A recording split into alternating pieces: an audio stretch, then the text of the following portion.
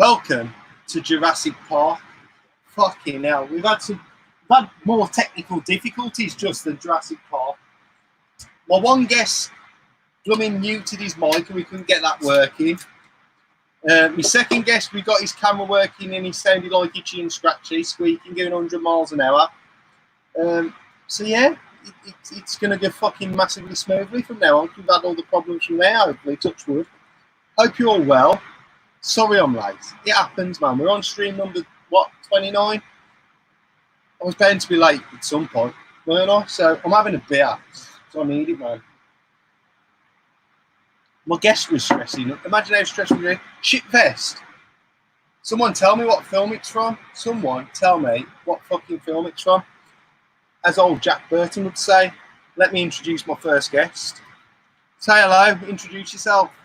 Hello, I'm SiniSteve, Retro Gamer. How you doing tonight, Dana? You all right? I'm good, mate. I always forget the Retro Gamer bit at the end of your name. I should drop it, really. I should drop it. Because I do like some modern stuff as well, so bit contradicting, isn't it? I think we all do, though, don't we? We all say we're Retro Gamers, but we all still play. Yeah. I don't know. I just thought SiniSteve, like, what does that even mean? I thought if I put Retro Gamer on the end of it, then people will know what I'm into. I think everyone knows who you are now, Steve. And let me congratulate yourself face to face on going over 1,000 subs. That's a massive milestone. Yeah, cheers for that, Dana. I mean, thank you. You got me there.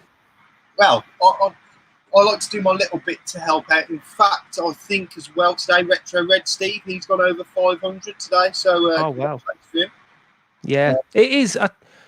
Obviously, like us all, I think we've all watched YouTube before, obviously starting our own channels. When you're sort of watching it from the outside, it looks really, really easy to sort of get a following, and it's not easy in the slightest. And I can't believe how well, like Dylan Craven and Flashback TNT. I know them guys have obviously watched and commented a lot before doing their channels, but they've got over 100 subscribers within like a month. I mean, I think like Jay done it within a week, and it's like I'm sure I was on YouTube for about 9 months before I got over 100 subs. Fair play to them. Yeah, brilliant. What I'll say is like we've got the guys who've been around a long time. They were there when the community was at a peak. Not saying there's been a lull, but there's been a leveling out, if you know what I mean. And now there seems to be a little peak again. So any new channels coming in, especially like if they make themselves known in the community, they're getting hit hard. Like you've got WhatsApp that's around now as well, which also helps and the Discord that we use. Whenever we find a new channel, we share it around, sort of thing. No, best way, do you know what I mean? Get yourself out there, get a few subs. That's what we want to be heard, don't we? So it's quite nice. The more people watching, the better. Oh yeah, definitely. I think my second guest might have calmed himself down now, so he's smiling and laughing. I'm just hoping when I connect him, he sounds okay.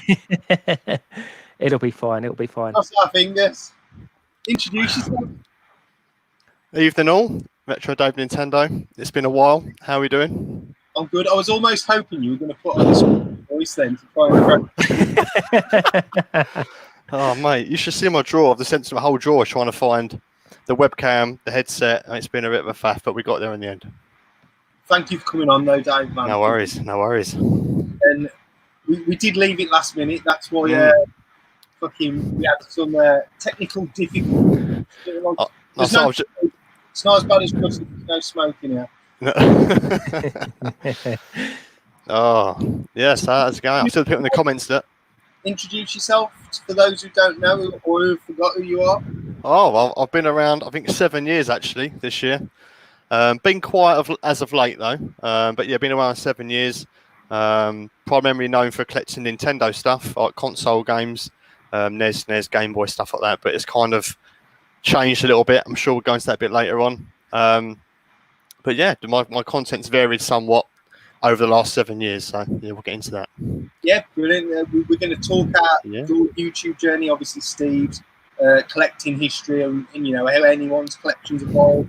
And basically, first off, we get the shit bit out of the way. We'll just talk a little bit about lockdown. So yeah, before format, I'll go to Steve, who's on my left, to answer first. Then we go down to you, just to prevent too much over talking. Obviously, if you find something funny to insert, please do, and feel free to laugh. Okay. So, lockdown, how has it treated and changed you, Steve? You know, just for the general public watching. I mean, first and foremost, obviously, as long as everyone's healthy, that's the main thing, and that's what it's like in my family at the moment. Everyone's doing well.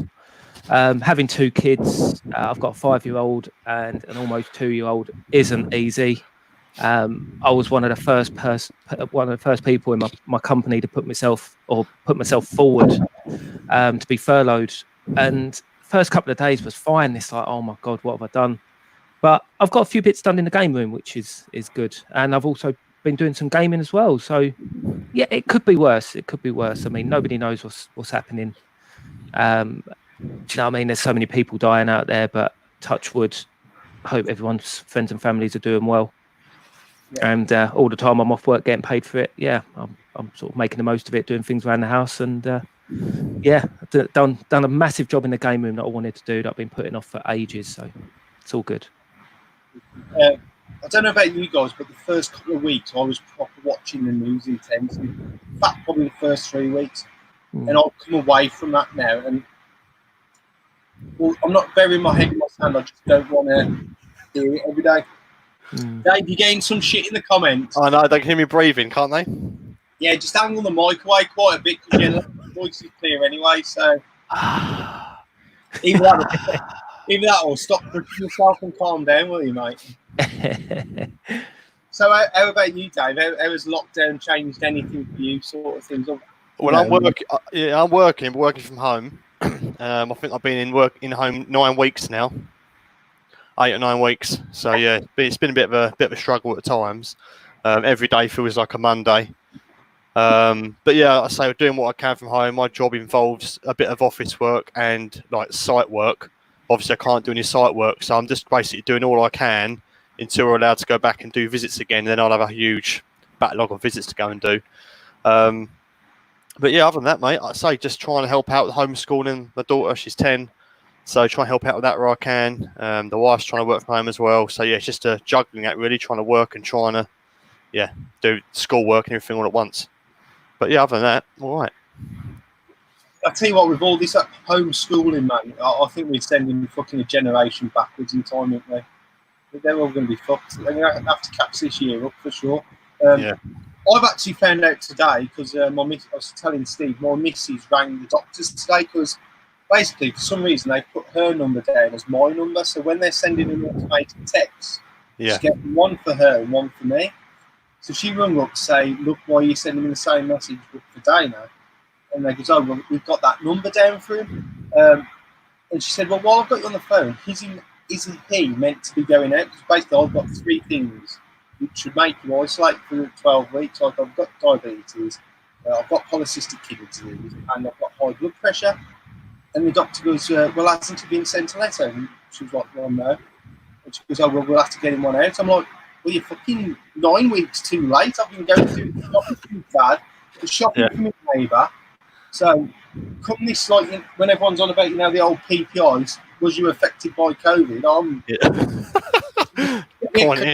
Get claiming, I'll have an arcade cab like you. Yeah, that's it, mate. But yeah, I've tried to get away from watching the news for the last few weeks, just because it's depressing. Yeah. And at one point, because I am a little bit like one of them people who when the hurricanes are hitting America and shit like that. Yeah, I fucking love that shit. Remember when there was all looting down London? Yeah. My eyes just lit up like natural disaster in the world. My eyes fucking light up, and I go and watch that shit. But even lockdowns defeat me. I'm like, you know what? I've had enough of this now. And, someone else deal with it. I know. So, but that's lockdown. We'll get that out of the way. Obviously, the main first feature I always feature on the stream is just your gaming journey from little kid up until before you start collecting. So, Steve, tell us your journey of how gaming became a big part of your life. It's quite a long one. I'll try and keep it brief, but basically don't rush any stories on this stream. We don't like stories. Honestly, I'll let Dave have a go, but honestly, I could talk all day. I can talk all day. But basically, I started when I was born. We already had 2 computers when I was born. I was born in '83, and my dad had already bought a Dragon 32 and an Intellivision. So that's what I sort of started playing when I was sort of old enough to hold a controller. I remember playing the Dragon 32 and the Intellivision, but not at a really young age. The first computer I remember playing was the C64. So yeah, that's the computers we had, and then obviously going on to the Amiga in the late '80s, and the Mega Drive as well.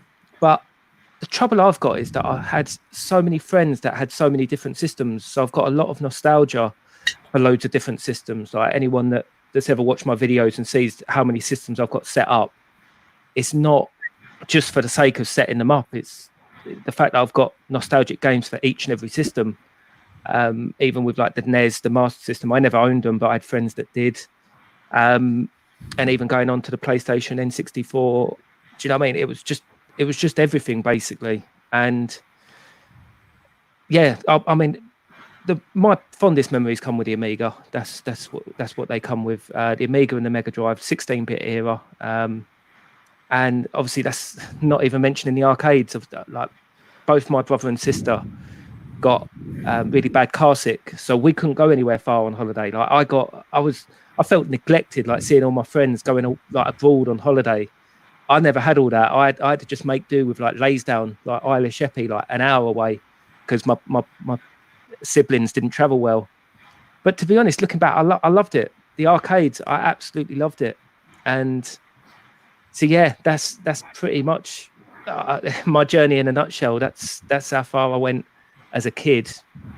I mean, if you go on a little bit further, my first console I bought when I was working was a Dreamcast. I bought that on launch with 4 joypads, because I was earning quite good money when I left school for the first year, because my apprenticeship didn't start for a year after. So I ended up buying a Dreamcast on launch. Got really excited about that. Loved that console. And then I bought a PS2 on launch. And then I think it was after that, that's when that was the cutoff, when you're sort of a bit old enough to go out drinking and all that. And then sort of picked up again, sort of Xbox 360. But it's literally just it seems to be every single console sort of computer I've had some sort of dealing with, and it's not easy to try and sort of fit them all together.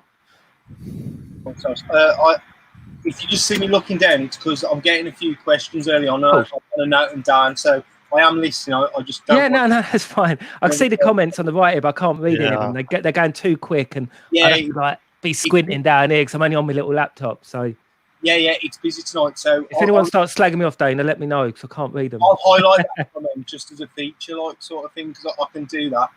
Yeah. We'll get into the arcades a little bit, definitely, like what you used to like playing when you were a kid compared to now, because like obviously you guys are massively into arcades, so that's going to be a big subject tonight. So we'll come back to that sort of thing. So Dave, tell us your gaming journey from nipper to collector. Yeah. So my first ever console was a Amstrad GX4000 back in 1991. We moved from Kent up to Suffolk. And I remember we moved in the house, me and my brother had like a playroom, and my dad just got us like a 14-inch TV with an Amstrad because it was on sale. Although I remember playing, I think it was Super Pang on the SNES on the demo stand. And as fun as that was, I think my dad just cheaped out on the Amstrad because it was cheaper. So we got the Amstrad with burning rubber, and that was the first console we had. And that would have been like March, April 1991. And then because there's no other games for it, I remember my cousin had an NES, and when we used to go and visit my cousin, I used to go and play that. And I think it's my birthday in '91, a few months after getting the Amstrad, my dad got us the action set for my birthday, and that's where it all kicked off for me. Because when I discovered like playing Mario and Duck Hunt and stuff like that, I was loving it. And then we used to rent games in town on a Saturday. So NES was right through to mid-90s, maybe 93, 94. Then got a Game Boy for Christmas that everyone probably did. I think 93, maybe. I can't remember now. It was Christmas, early 90s. Got the Game Boy. And then I got a Super Nintendo for my birthday. It might have been 94, maybe. What happened after that? So after the SNES, I ended up regretting to this day. I actually traded my Super Nintendo and all my games in for a second-hand Mega Drive in a game shop in town, because my cousin had a Mega Drive with Streets of Rage, Golden Axe, all the classics, and I enjoyed playing that. So I traded my SNES stuff in to get a Mega Drive. And then at that point, I think my parents broke up and all my stuff got like moved around and lost between houses. And then skipping over maybe a year or two with that, I moved back to my mum's and then started. So I was doing 15. So I started working a Saturday job. And then I really wanted a PlayStation. When the PlayStation first came out, I remember pining over a PlayStation and just like wanting one so bad. And I remember when I used to work in Jurassic Butchers on a Saturday. Do you remember the butcher shop? So I was the Saturday boy in the butchers, and I got paid £100 a month. And as soon as I got paid, the first thing I bought was the PlayStation 1 value pack with no games. And I went into Choices Video and bought Destruction Derby 2 and Toka Touring Cars. And I was just like made up. So I got the PS1, had the PS1 for a bit. And then I think it was 2000. When did PlayStation 2 come out? 2000? 2000? 2002, I think. 2001, 2002. It wasn't 2000. It was probably about 2001. I'm trying to remember, because around that time, around 2000, 2001, I kind of was into cars, birds, beer, and my gaming thing kind of slowed down a little bit. I remember being at college and people going on over like the GameCube, but I was just like, what the hell is the game? What's that? I've just highlighted that. I knew about it is butchers. Yeah, so I remember getting a PS2. It must have been early 2000s with Gran Turismo 3. Would have been, I can't remember the year. It must have been 2001, 2006, something like that. I can't remember. But I went from the PS2, and again, my gaming then was like, it was like not my main priority. My main priority was going out with my mates in my car, being a dickhead, drinking, clubbing, all that kind of thing. And then it weren't until 2005 I moved out of my mum's, got my own flat, and then started going to the car boots, found the NESs, N64s, Mega Drives, all that stuff, the car boot for like nothing, next to nothing. Started getting stuff on eBay for like NES games like £1, 99p with like £1.50 postage, all those back in those times. And that's how it all started with the collecting thing. I guess you'll come on to that later, but that's how that got into that. And then I remember trading in a load of stuff to get an Xbox 360, and that would have been 2006. Maybe stuff I went to the car boot, and I took a load of stuff to Game Station when they were going. I remember scraping together, I think it was, I can't remember what it was now, 180 quid, something like that, I don't know, for an Xbox 360. And I've still got a 360 now. It's not my original one, but I've still got a 360. And then I dabbled with a PS4. PS4 was a couple of years ago, maybe 3 years ago, and I had it for about 6 months. I bought Uncharted 4 with it, played that, and then thought I'd never playing that again. And then just sold the whole lot, and then bought Earthbound on the SNES and the money instead. And that was it. And now I've got rid of the PS4 and I've just got my 360. That's the newest thing I've got. So I've kind of gone. When I experienced other systems, I did have a second-hand Amstrad CPC 464. I did have a second-hand Spectrum. I missed that out completely, didn't I? And I remember getting games from the newsagents for that. We had a Commodore 64 for about a week, and my dad tripped over the power cable and ripped the fucking power cable out of it. And it was second-hand. He got it from a guy off work. I remember the lead ran across the front room, and I remember he tripped over it and ripped the cable out, and then he couldn't get another plug or something, and then we chucked it in the bin. So that was the end of that. I used to play the video pack. I've heard a few other people mention the video pack, Philips video pack on your channel. Yeah, I had one of them. With those big plastic cases, the big black cartridges. My cousins had one of them. I remember the game with what's the game with the guy on the front like a caveman with an act? What was that one? Yeah, like a. It's called Caveman. Is it called Caveman? It might be. I know there's a Pac-Man clone. Is it called Muncher or something? Yeah, Munchman or something. And there was like a guy with it looked like a bit of a cowboy kind of guy, like in a cave. I remember playing that one. Yeah, I've played a few other bits and pieces, but that was kind of my history from like GX4000 up to 360 PS4. And yeah. Brilliant. what I'm going to do is bombard you with some questions because, believe it or not, guys, you guys have had some of the most questions we've had of anyone. So Wow. there's one between Big Game Al and JW have kind of asked the same question. What arcade cab, out of any, would you add to your collection if money was an object or the availability was an object? You know, your dream arcade cab. So, Steve, if you want to go first. It's an awkward one. It's an awkward one. Money, no object. Dedicated cab, I'd probably say probably a SiniSteve.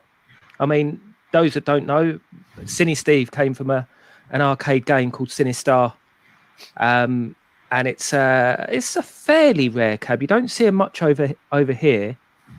I think that's what I'd have to get, a SiniSteve. Is that what your animation is from as well at the beginning of your video? Is that animation from that game? That's it. Yeah, from that game. Yeah. That's what I've got to say. I've had a few chances to get one, but they did a cockpit version, which was really rare. That's what I would go with, a cockpit SiniSteve. I saw Ken, like Dave will probably talk about Ken later, but he had one over in the States, and I believe he sold it for about $4,000, I think it was. And bearing in mind it's a cockpit, so it probably would have been about the best part of £600-700 getting it over here. And I couldn't justify it. I couldn't justify the cost, and I couldn't justify the space either. So, yeah, that's what I'll go with, a SiniSteve cockpit. That's what I'll do. So, over to you then, Dave. Same question. Yeah, I think at the minute I'm quite lucky to have the cabs I've got because a lot of mine were Grails anyway. But if we're talking of a game that I don't own, I'd love a Gallagher. It's not the rarest game in the world, but a dedicated Gallagher would be nice. Yeah, they're a bit Gallagher for me.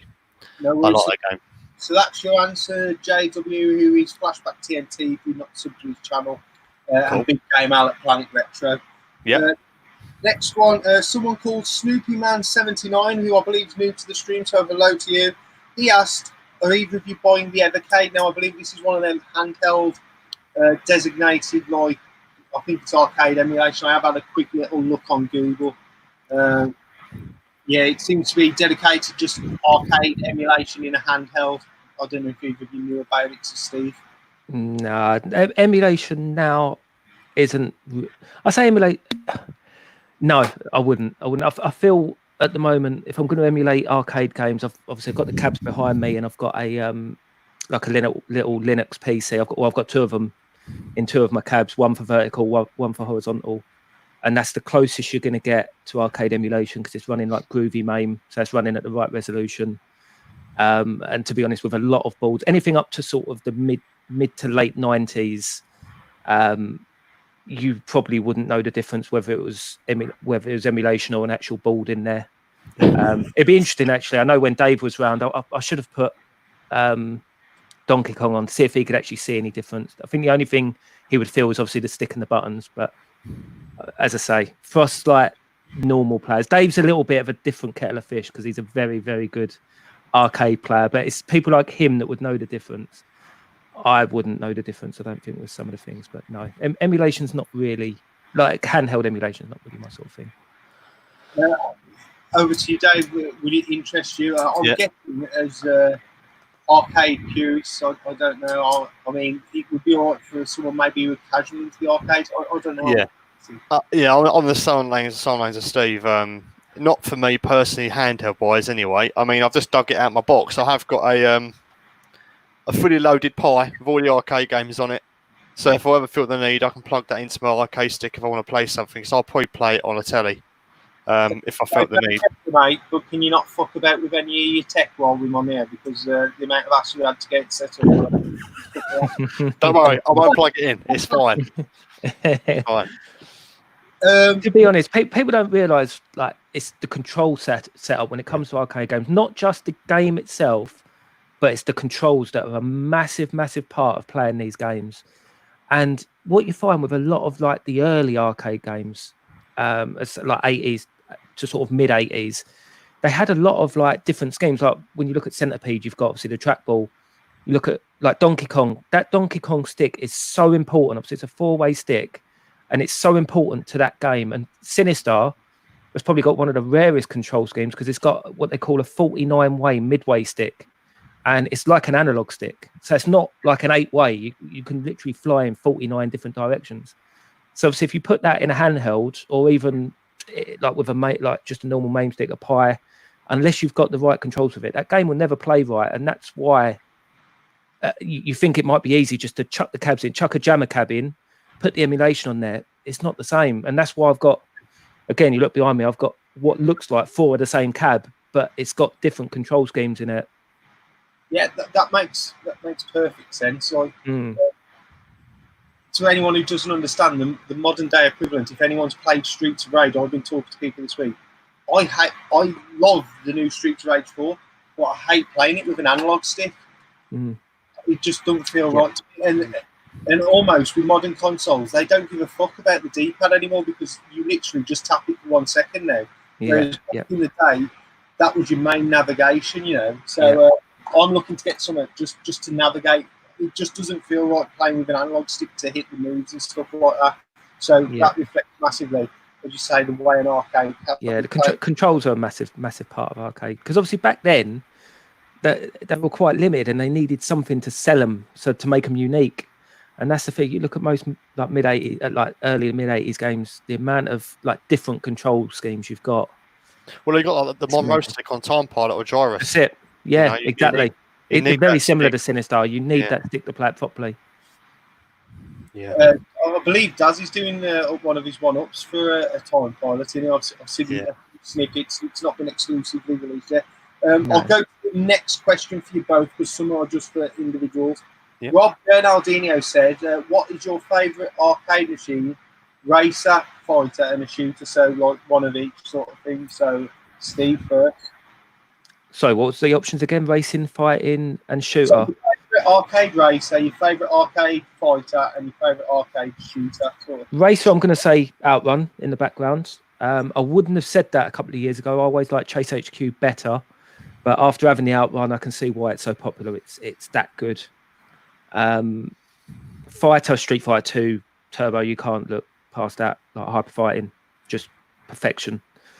And shooter's a tough one. I think I would say Time Pilot, if you can sort of class that as a shooter.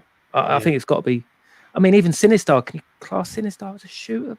Sort of, really. I think I'd have to go Time Pilot. It's awesome, perfect gameplay. Nice one. And so over to you, Dave, for the same question. Yeah, pretty similar. I would have said it would be close between Outrun arcade and Ridge Racer. In the arcade's decent. And again, fighting game, same as you, Street Fighter 2, hyper fighting. And again, shoot 'em up would be Time Pilot or Gallagher even. But yeah, Time Pilot takes it for me, because it's just the free roaming of it. Time Pilot as well. I think we got a very similar taste in games, I think. It's just a perfect. Like, I don't think I would say SiniSteve, because SiniSteve's not everyone's cup of tea, and it's a game you sort of have to learn a little bit. It's not just an easy pick up and play game. Like, it's not. It looks like it, but it's just not. It's such a tough game. Whereas Time Pilot is very approachable, and it's much more fun to play with friends, because they'll just pick it up and get it straight away. My daughter plays it. She loves it. Nice one.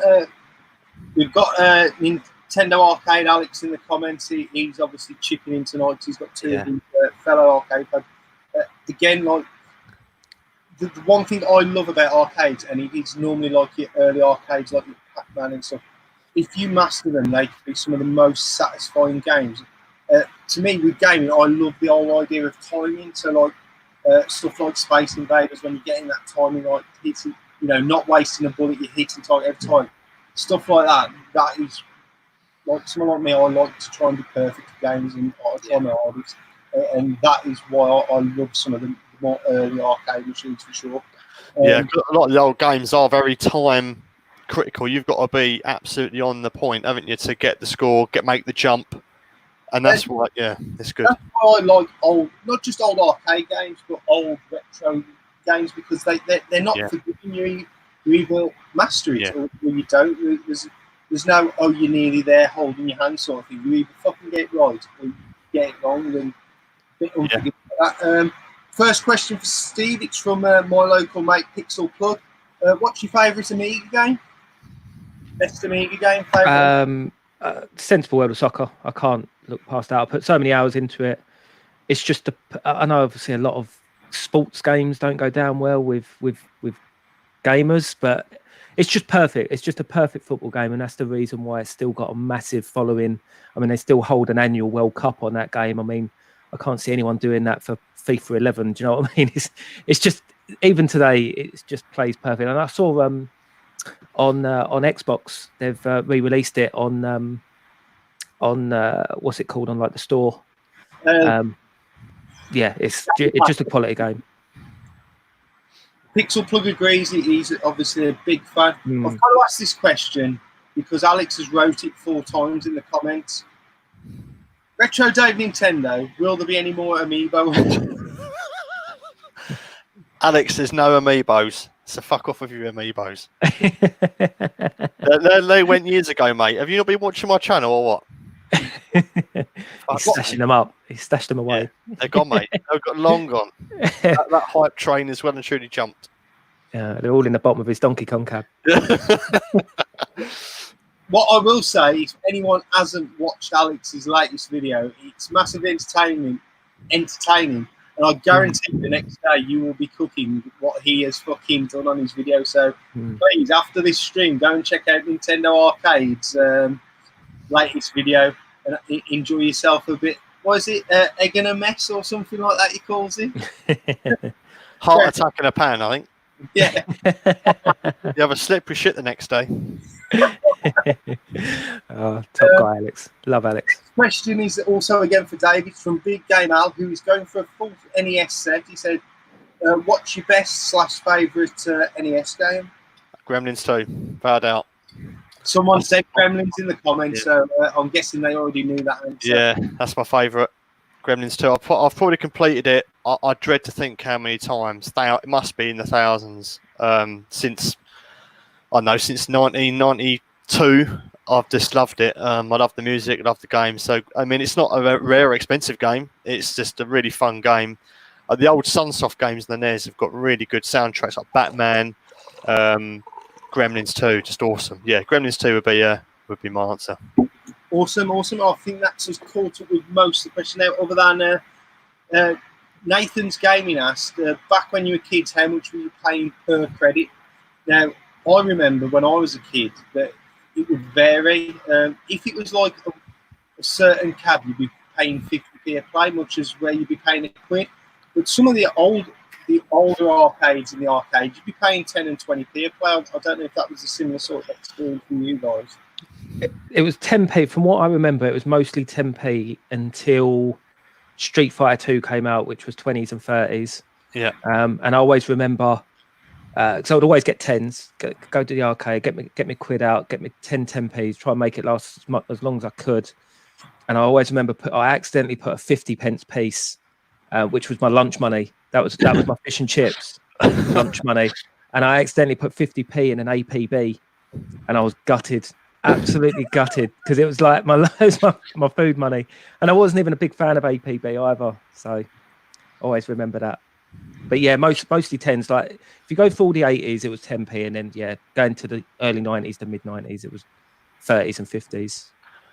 Yeah, 20p is what I remember. I remember playing Operation Wolf in my local sports centre at the time. You used to put 20p in your locker when you got changed, and you put your key and you got the 20p back. Obviously nowadays you don't, but that 20p I used to put that in Operation Wolf. I got one go. So yeah, 20p was what I remember. Alex is saying 10p when he was young. I believe we were still using groats back when Alex started.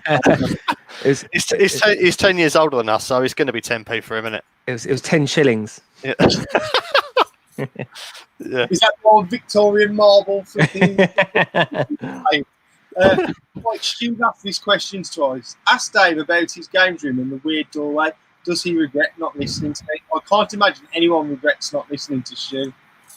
Do you know what, Stu? I think I do, actually. I think when I designed this game room, although I think the wall needs to be there for a bit of structure, I was quite narrow-minded thinking how this madness of arcades would take me, and I didn't really forward plan my socket layout for on my left or that wall. So yeah, I do kind of wish I'd taken the walls out and not left them in. So yeah, put in. Is that what you're saying? Well, but you're basically, the left-hand side is part of my original garage, which I've divided in half. So the back of the garage wall, there was a window. So we took the window out, then cut the wall down the side. So we've left like the returns in. So in theory, if we ever want to make it back a garage again, just got to brick up one, like, 1,000 mil opening, and that's it. It's back as a garage. And because it's a one long run of a single skin brick wall, I didn't want to. I just wanted to have that bit of brickwork on there as a bit of support. But yeah, in hindsight, perhaps I should have took it out. Never mind.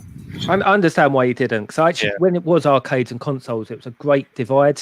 Like, that's the arcade area. That was the idea. Like I say, within a couple of years, it's all changed. Arcades everywhere. Alex, after some work, he's clearly bored. He said he'll not. Yeah, but it's not. It's that. But then it's all the making, the ceiling, the floors cut around the wall, so it's not an easy job. It will cock up the whole thing: the ceiling, the wall, the floor. Yeah, be a nightmare. So it's just got to stay as it is now.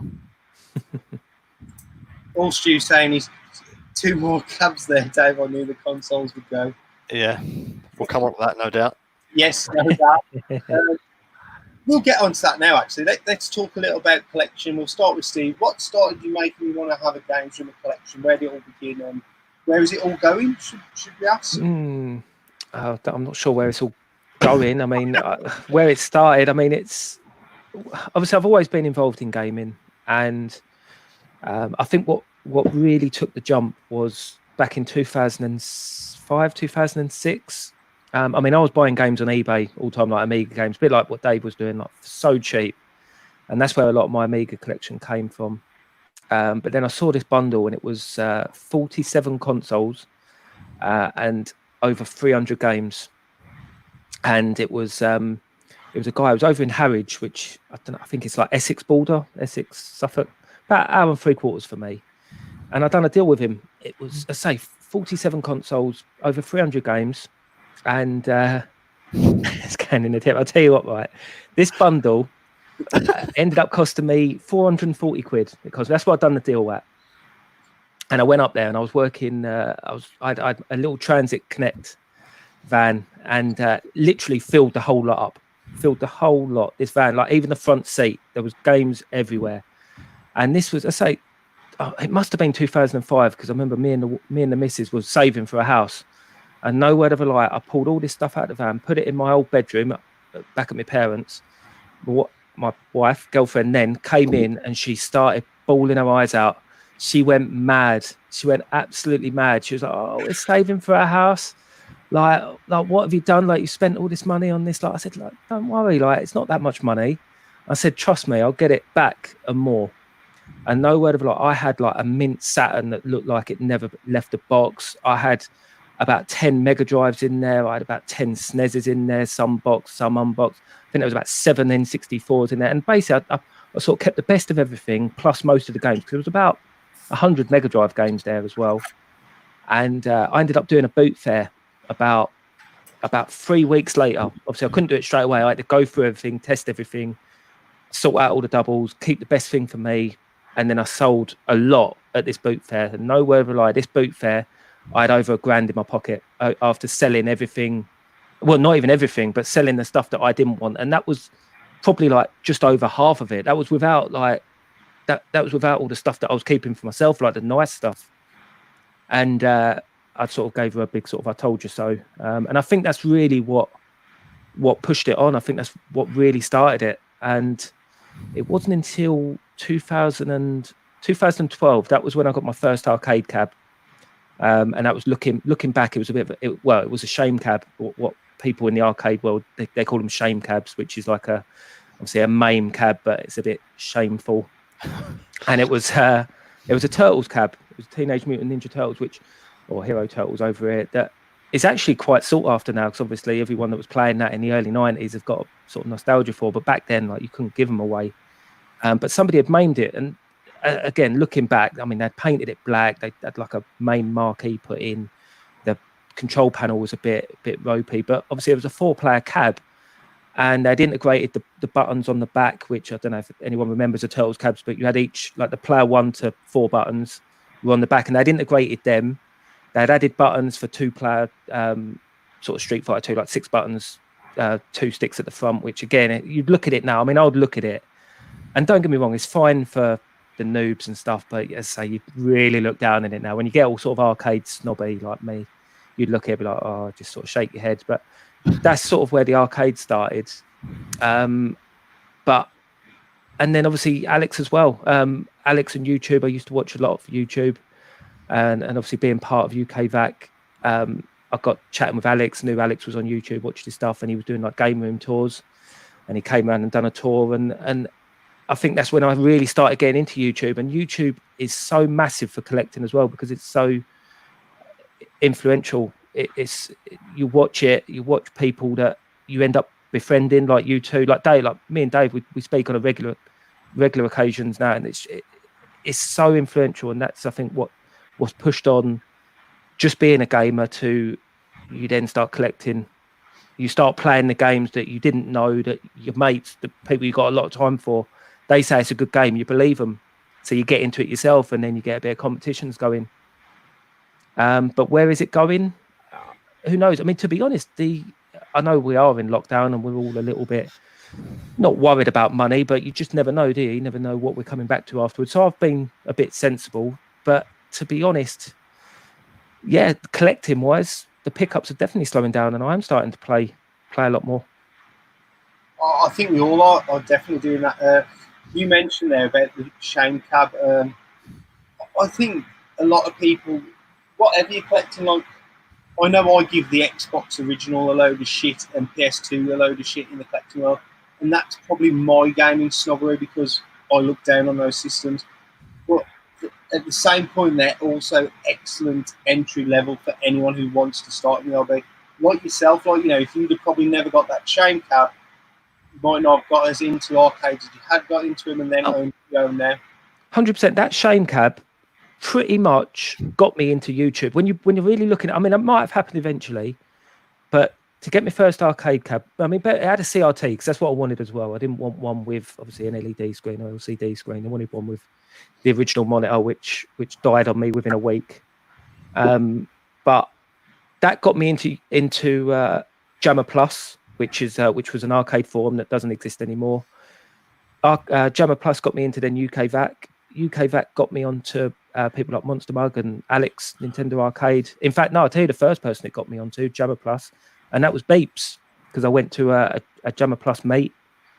And then Beeps got me into YouTube a little bit. He got me watching people like John's Arcade, and then it just spirals. But it's just such a great platform, because obviously you grow up with all your mates, and obviously they're still your mates, but you're obviously all into different things, and obviously things like YouTube and the forums just puts proper David Brent moment then, isn't it? Just puts everything together. And do you know what I mean? It's just, and I could, like Dave will ring me sometimes in the week, and literally we'll be on the phone for hours. Do you know what I mean? It's mental, really. Love it, absolutely love it. Nice one. So, same sort of question to you, your collection and how it's evolved. What made you get into collecting, and what's made you go where you are to now? And then I've got a couple of questions. One, the documentary story, because I know it's something you personally want to talk about. And get off, Is that again? Get off your chest, maybe. Well, basically, this is like my second time collecting, if you like. I started collecting games back in 2005, like I touched on earlier. And that's when I moved out into my own flat, got my first laptop. I didn't have internet till 2005. Never had a computer back in the day. So I got a laptop, got internet, MSN. I know you mentioned another stream before about, getting all that kind of shit. But yeah, got eBay. And the first thing I bought was a NES with Gremlins. Now I thought, I fancy just want to play the old games again. My mates would come around, they'd bring their N64 over. And I had like the NES and the SNES. We used to play games, but then you were buying games for next to nothing. I was going to car boots. I had a full Capri at the time, and I remember just like getting up at some stupid hour on a Sunday morning and waiting at the car boot for them to put the barrier down. And they were all spinning across the field, and then hoovering up, Mega Drives, NES, Game Boys. I was like, all I could carry back of the car, going back for more. A bit like other people were trying to do now, and I was doing it back then. And I'd come home and then keep what I wanted, and then sell the rest, and then it'd be like money for the next time. So I started doing like the car boot stuff, buying stuff on eBay cheap, and I built up like a nice like NES Game Boy, Game and Watch. Then I remember when the Wii came out, and everyone was going mad for a Wii at the time. And I remember I was one of the few that actually overpaid to get one when you couldn't get them, because the girlfriend I was with at the time really wanted one. So we went and got a Wii. Yeah, that's going a bit off the piece. Anyway, so I started collecting stuff back 2005 to 2009, and then I knew my daughter was going to be born. I'd moved out my flat in with my missus, and I thought, oh, I've got to be responsible now. I need the money for like baby stuff. So I just basically sold the whole lot. As much as I loved it, I thought I need to sort my shit out. I need the money for like baby stuff. I'm not going to have the time. I want to make sure she got clothes and cot and pushchair and that kind of thing. And I basically sold it all off. I've made sure she had all her stuff sorted out. And then I remember that I had some money left over and bought a car with the money, because I'm into my cars as well, like my classic Fords and stuff. So when I met my missus, I won't go off too mad, but I had a Capri when I met my missus, and then I sold the car, had some games, then sold the games, then bought another car so we could still go like car shows and stuff like that. So then I had no games apart from my Xbox 360 between 2010 and the end of 2011. So about a year, I had nothing but a 360. And then we moved to this house that I'm in now in December 2011. And then this room I'm in now was like it's like an add-on to the back of the garage, and it was like the guy who lived here before used to make model trains, like a mail order. He used to make trains and stuff, like sell them. So this was already here, although it was a bit scruffy, and I just kind of like lashed some paint on the walls, and like from the house, I've decorated the house, and I kind of put like all my workbenches in there and all my tools. And I remember then thinking, do you know what, I fancy playing the old games again. So then I went back on eBay again and bought like a NES bundle with like a dozen games with it. And I've got a picture somewhere of it on my desk. And I remember like the simpler times of like a little NES caddy of about 12 games, pile of magazines, a little 14-inch Alba TV from Argos, and I was happy as Larry. And then I remember started watching AVGN. He was the main one I used to watch. I remember looking up, you know, the old Turtles on the NES, the first Turtles game. Yeah. I remember looking up like Turtles NES, and I come across AVGN's video. I remember watching it and just laughing my head off, because all the things he was saying in the video about that game and how annoying it was so true. And I remember looking at his other videos of his other games he'd rant on and be like, this is exactly right. Like, this is the kind of things I used to stress about back in the day. This game is, you know, rubbish for this reason. And I remember just watching that thinking, you know, I wonder if there's any people in the UK doing this kind of stuff. And then I remember finding Ninja Bear Hug. I don't think he's around anymore. Stu. The Ninja Bear Hug was around. Tootie, obviously, because Tootie's everywhere. Who else did I used to see? Woodland was one of them. I think 16-Bit Brothers. They're not around anymore. Yeah. Too much into the YouTube story, though. That's a separate question. Oh, sorry. So that's kind of got me into like looking at other games and finding new games, because I only knew about really the ones that I played back in the day and the ones that I'd grabbed off eBay that I saw for cheap.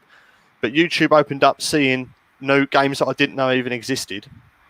Then you start looking for them, and then before you know it, your dozen games turns into 2 dozen games. And then with my job, traveling around everywhere, I had the benefit of the doubt of going up in lofts and in cupboards and shit like that. And I managed to find a load of finds doing my job, like consoles and stuff. So I ended up acquiring stuff I wouldn't necessarily maybe have gone and bought online, but I got it because it was like basically given to me for next to nothing or nothing. And then you start thinking, yeah, maybe I could turn this room into a bit of a game room. So then the workbenches came out, my tools went in the garage. Then I started getting some shelving. And over time, it started evolving into a bit like another game. I thought, well, okay, I'm getting into a bit, you know, a game collection here. And I started off with a load of loose games, buying loose carts, thinking I don't want to go down the box route again. It's too expensive. It's ridiculous. Because before I was collecting box games back in 2005. And then I slipped up and I bought one boxed game, and that was Donkey Kong Classics on the NES. And it was like pristine. And once I got that, I was like, oh, shit. It's just like once I got that one game, I thought I need to get them all boxed again. And then I ended up buying a load of box stuff, selling all the loose ones off. I was basically gone back into what I was doing before. In fact, even more so, buying even more games I had last time because I had a dedicated space for it. And now I've got to where I am now, where I've basically whittled it down in like chunks because I bought my first cab. I think it was 2015. I think it's 5 years ago. I got obviously in touch with Alex and Craig. Craig's here again because I thought if there's any cab I could have, it'd be an Operation Wolf because that's what I used to play back in the day. I thought, I wonder if I could get one because I could get it in the garage. I thought I could get one.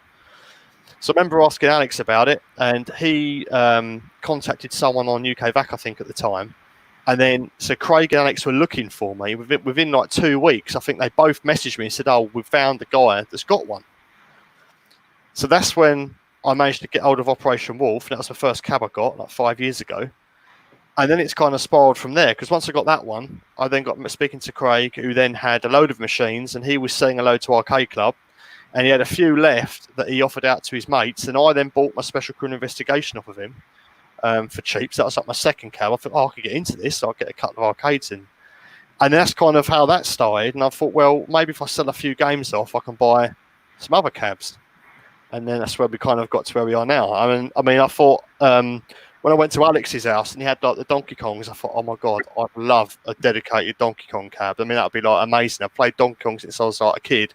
And to have an actual arcade Donkey Kong would be like the bollocks. So I got back onto VAC again. And I got in touch with a guy called Ken, who's the guy that finds the cabs and then ships them over to here. And I just basically asked him and said, look, I want to get a Donkey Kong Jr. Can you keep an eye out for me? And then within like a month, he found this one behind me. And I thought, I want to get it. And I thought, well, I need to raise the money. So I remember I sold 2 games. I sold Earthbound and Little Samson, which are the expensive games. And those 2 games paid for that one cab. And I thought, well, hang on a minute. Surely if I sell a few more games, I could get more. And that's how that kind of snowballed into like where we are now, where it's basically arcade everything. so yeah, I've just kind of done it, sold it off in chunks, and ended up well into the arcades, and I've bought and sold probably about a dozen now, I think, in total. Must be 12 or 13 in the last 5 years. Yeah, and that's kind of where I am. I'm sure you don't mind me touching on this because we spoke about this. The reason you've not really done a YouTube video for a while is you said you feel like you've let down the people who watched you for being a Nintendo games collector. Now, on this first, and I'll let you let. I think one, it doesn't give a fuck what matter what you spend your money or your collection on. It's your collection. 2, anyone who watches your channel watches you for you, not the objects that are on there. That's 100% true, and everyone in the comments will probably agree with me. And also, it's not like you've got out your hobby; it's just evolved. And I'm pretty sure fucking Donkey Kong was made by Nintendo, so you're still retro game Nintendo for sure. Yeah, I know. I think it's the fact that I felt like my channel has been built up on, in a way, a non-sustainable format of collecting games and then doing a pickup video. This is what I bought this week. Not that I was buying games to do videos, but I was buying games I wanted them. But I felt like people got to know me because, Dave's going to be buying or showing some really mint Nintendo games, which is what I felt like I was known for. And then because I've started slowly dwindling it away to focus on machines, I'm thinking, well, that's kind of how I built up my subscriber base. They know me because I was collecting Nintendo games. And now I'm not buying those games anymore. In fact, I'm selling them off to buy machines instead. And I think, like, whereas if you're collecting games, you can probably do a video every few weeks. If you bought some new games, you always get stuff coming in the post. It's easy to make a video. But when you're buying a game every 6 months or so, it's not so easy. And then you can do like gameplays. You can do things like I've done videos where I've put all new side art on. I've done some work on the machines, but they're kind of few and far between. And then recently, obviously, I dwindled my collection down to like 1 bookcase. I think that was the last video I did. It must have been like 5 months ago. And then in the background, obviously I've not actually mentioned this until now, I've actually sold most of it, or almost all of it, in the background. Because I thought, well, what do I want? What am I playing? And I mean, I borrowed, it's something I never thought I'd ever do, if I'm being totally honest. I thought I'd never get involved with like ever drives and stuff like that. But I thought I'm just going to try one and I borrowed one off of Andy Hug, and he's posted it to me for free. So just try it out, see what you think. So I borrowed this NES EverDrive, I put it in, and I was like, Jesus, this is like, it's exactly the same. You know, I'm playing the game on the console, on my telly, it's exactly the same. I was thinking, well, surely everything I've sold, I can play on here. And I kind of like dwindled it down to the point where I got to my nostalgic games, like my favourites. And I thought, I won't get rid of them. And then within a few months, I thought, you know what? I thought, I've not missed the ones I've sold. Let's just go balls to the wind, sell it all, and then I'll buy something that I'm going to play. Like, and I want another pinball machine. That's the truth. So in the background, the last maybe 8 weeks, people probably see on Facebook. I'll be selling stuff on Facebook. I put stuff on eBay, and whatever I couldn't get rid of went to CEX. I put all the money together, and I've gone and bought another pinball machine, and that's what I've done. So I've basically literally I've got a few consoles. I've got about half a dozen PlayStation 1 games, but all the rest of it's gone. Or waiting to be gone. Yeah. What I'd probably say is everyone probably would like to watch and still be involved in that journey of yours, because 100%, anyone, especially at our level, people are coming to your channel for you, not just content. 100%. So I'd definitely get back into the videos. I know you're one of the tubers who I get constantly mentioned to me that people want to see back on the tubes. 100%. Cool, man. Appreciate that. We've had a few questions, so I'm going to speed through some. First one's for Steve. It's from Big Mike. Without further ado, Retro. He said, "Is it true? Steve has the speedrun record for completing RoboCop on the C64?" Now, I don't know if that's a joke. He's taking the piss, or if you do.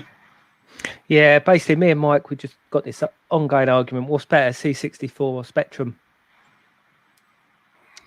I mean, it is C64. I mean, no argument. No argument. No. Next question's to Dave. It's from a returning tuber who's been back in the comments since I've started these streams. It's X-Files 2708. I don't know what the 2708 stands for, if you want to tell us. Question to Dave: best score on Donkey Kong and your opinion on Billy Mitchell, which is obviously the guy who cheated to beat that guy in King of Kong. And I know Alex has met him. And their best buddies may have Messi together on a regular when they meet up. Yeah, I think my best score on Donkey Kong is 340,000 and change. And as for Billy Mitchell, I'm not really bothered. I think if he's cheated, and he's stupid for cheating. It's not like, you know, I think it's old news now, isn't it? I think if you cheat, I mean, I think it was discovered that quite a few people actually bullshitted their scores on what's it called, Twin Galaxies years ago. You know, submitting scores that there's no way you could even get. So I think if you're a cheater, you're always going to get found out. And obviously, if he's cheated, he's got found out. But I mean, it doesn't really bother me. I think if he's been found out, then he's an idiot for doing it. But it doesn't really bother me. I think almost he's like happy to play up to that character of the villain of the gaming world. Yeah. I imagine he's a much different person when you meet him when there's not a camera rolling. He's probably my guess. He's a great ambassador, Billy Mitchell. Like, admit it, obviously nobody condones cheating, and it's all a little bit naughty.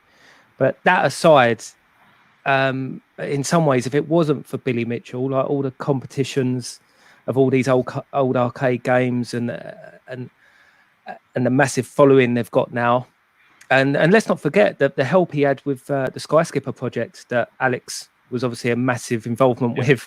Well, probably the main involvement, but it was Billy Mitchell that got access to NOA to actually see the original Skyskipper cab. So he still does a lot in the arcade world. I know he got a bit of stick for that cheating. He's still well worth having around. I've obviously never met him personally, but I've heard he's a really nice guy. Yeah, as I say, I think he's almost like happy to play that. Yeah, definitely, 100%, 100%. Question for SiniSteve. This is from the Retro Engine, who has recently done a 90s response to the 90s tag.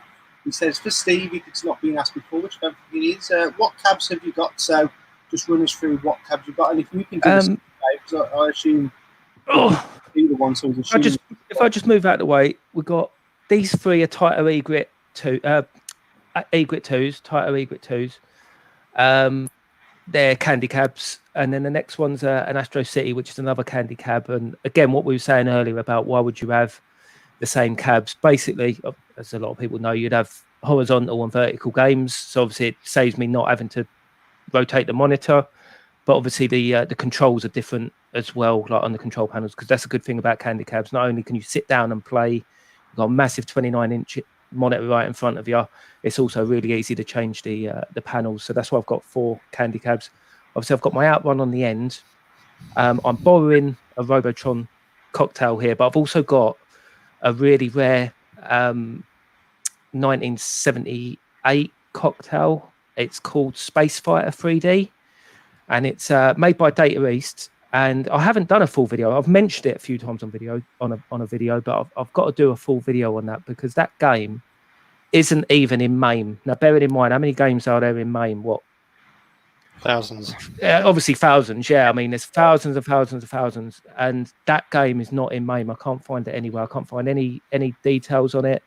And basically, it's only like it's a Space Invader clone that is a little bit like. What's that Nintendo game, Dave? Which was an old like Space Invader clone, where you can actually choose your game. Not Space Fever or something like Fever, that? something like that, maybe. Yeah, I can't remember. It's a bit of a clone of that. I don't know what came first, but yeah, I've got to do that. So what am I down to? I've got 6 cabs at the moment, and one on loan because I sold a couple of cabs a few weeks ago. Yeah. Well, months ago now. So what you've got in your room as well, then, Dave? Although that's not I'd like to know anyway.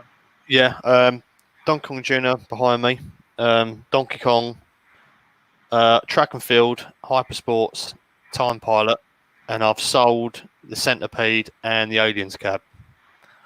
So I've got 2 waiting to go. So I've got 5 that I'm keeping for now. And the pinballs as well? Yeah, I've got the Getaway Pinball, and I've got one that's coming, but I'm going to keep that quiet until it turns up, because I can probably do a video on that without spoiling it. Yeah, I'll do a video, crazy. I've got a question for you both, because I know it was posted in the UK back yesterday. There was a unique-looking old arcade with 2 sticks coming out from the same side. It was a big square thing. It was 50 quid. I don't know if either of you saw it. I only asked because it was like 2 miles from my house, but I've got nowhere to fucking put it. I don't think it's on there anymore. It was posted in UK back yesterday. I'm sure it was. Oh, it's on YouTube, on Facebook. Yeah, it was. I don't know where it was shared from them because someone asked me if I was in. It was asked, in fact, see if I can get the picture on my WhatsApp. It really annoys me that the UK VAC on Facebook is a public group. It really annoys me. So if anything comes up for sale and I comment on it, then the wife sees it. It really annoys me. People like me going and getting it. Yeah, this was it. It was James Wheeler. I don't know if you can see that there. That was what was shared. I barely see it. Why? Do you want to buy it or? No, because I've got no way to fucking quid. See, my biggest problem is I'm a mid-terrace, right? So if I bought that, it's either got to go through the house or up the entry. And plus, I've got nowhere to put it. But I was just wondering, I'd never seen anything like that before. It almost looks like it was podged together in the It definitely looks like it's been bodged together. I'm just looking at it now. It has got a. It's obviously been made back in the day because it's got an actual coin slot for you to put money in. It looks like just a cocktail with somebody's just bodged a control panel on it. Yeah. It looks in a bad state as well. Yeah, you got off lightly with that one, Dane. I would stay clear of that one. The only reason I didn't buy it is right because the guy who was selling it, I know him from years for playing football. I know he doesn't like me, so I didn't want to message him because I knew he wouldn't cut me a deal anyway, and I didn't. Yeah, no, stay clear of that one. Walking the Cow asks a question for you both. If you had a choice of a game from before the 1990 that you would like to be made into a film, what would it be? So, Steve. So he's talking Jesus. 1990. The game. I'm assuming he's not even including arcade game. I'd like Dizzy the movie just to piss fucking David Bertzel off. Before the 90s, or yeah, before 90s. So he's talking like 80s sort of era. I have no. I mean. I don't know about before 90s, but I mean, I would always like to see Moonstone. I know I think it's 91, 92, but it's an old Amiga game that's all based around Stonehenge. That would be pretty cool. Obviously, it doesn't come under 80s, but that's a difficult question on the spot. Yeah. I'm trying to think. I'll tell you what, do Outrun as like a Fast and the Furious spin-off. I'll tell you, Outrun would be good. Yeah, have a fit blonde in a Ferrari. Yeah, take that all day long. I'd watch it purely for the game. But what would the storyline be? What would the storyline be? Who cares? I've watched several films with blondes in and not really took any notice of the storyline. I'm struggling to think on the spot for an answer for that. A game that you can make into a film. I can't. Yeah, it's hard to think on the spot, isn't it? I'll come back to you because we've got another question, mate, from Al from Planet Retro. Question to both: which item have you sold in your collection which you wish you had kept? So, Steve, anything? Quite an easy one for me, actually. I sold my Chase HQ. I had an American Chase HQ, and it's now at Arcade Club Leeds. And I remember seeing it was at Revival, year before last, and Scott Brand. You can actually see it in Scott Brand's intro when he's panning the cabs. You see there's a Chase HQ, and that was my old one. And it was in when Alex came around and did a room tour. Obviously, it was here then, and I do sort of miss it. Admittedly, Outrun's the better game, but Chase HQ, I've got a lot more nostalgia with it. And where it was an American cab, you don't see many over here, and the American cabs are a lot better looking than the cabs we got over here. So yeah, definitely that Chase HQ. How about you then, Dave? Because you've obviously sold a lot. Yeah, I mean, to be honest with you, at the minute, I haven't got any regrets, if I'm being honest. I'm not missing anything in particular that I think, I wish I still had it. Occasionally, I sold my Popeye cab a couple of years ago. I do sometimes think I wouldn't want having to go on that again, but I don't miss it enough to want to buy it back. So yeah, I wouldn't say I'm missing anything that I've sold specifically that I wish I still had it at the moment. Ask me that in another 18 months. Okay. Question: Alex is loving asking you. Have you not spoke to Alex in like he's asking the questions? I think he's just spamming your fucking comment box because I spoke to him like last week. Question for Retro Dave Nintendo: will you be getting a Jammer cab? No. No. I've just sold one. I've just sold my Aliens cab, so no. Yeah. If you had more room, you've got to have two Jammer cabs. Yeah, I think if I had loads of room, and don't get me wrong, I've got enough room, but if I had more room, then maybe. But I've got, I'm all right.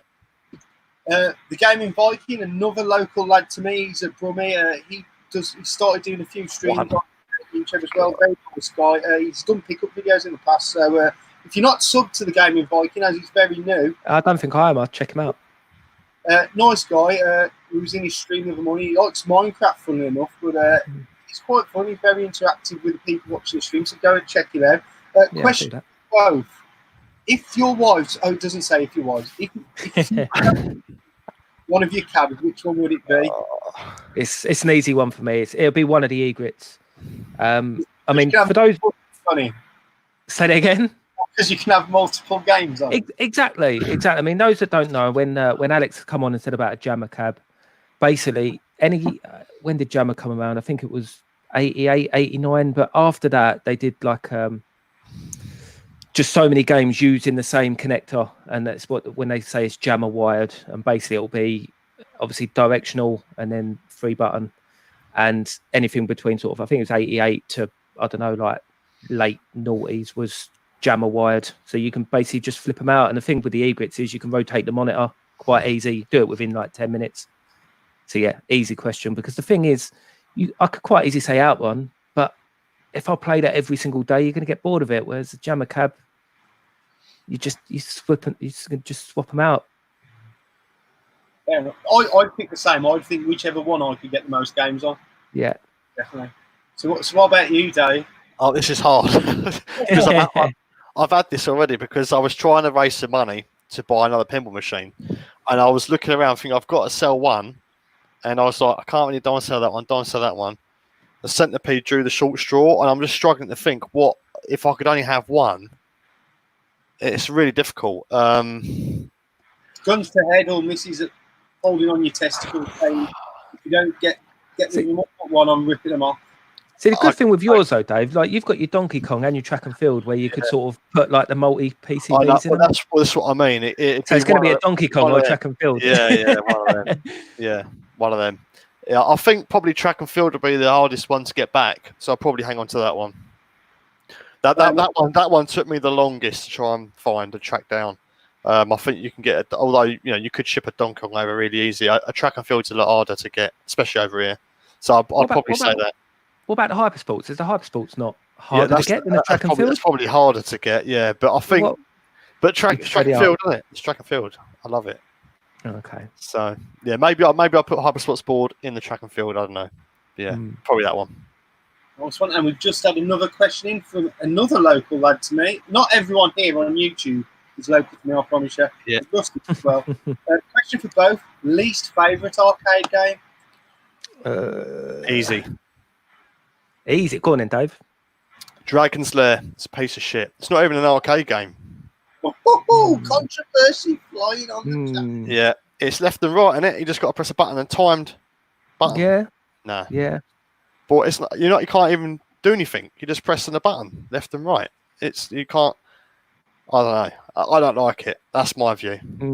No, it's a good shout. It's basically a film. It's like a DVD, and you're pressing left and right. DVD. Yeah, you're not even moving a stick. You're just watching the scene, and you got to.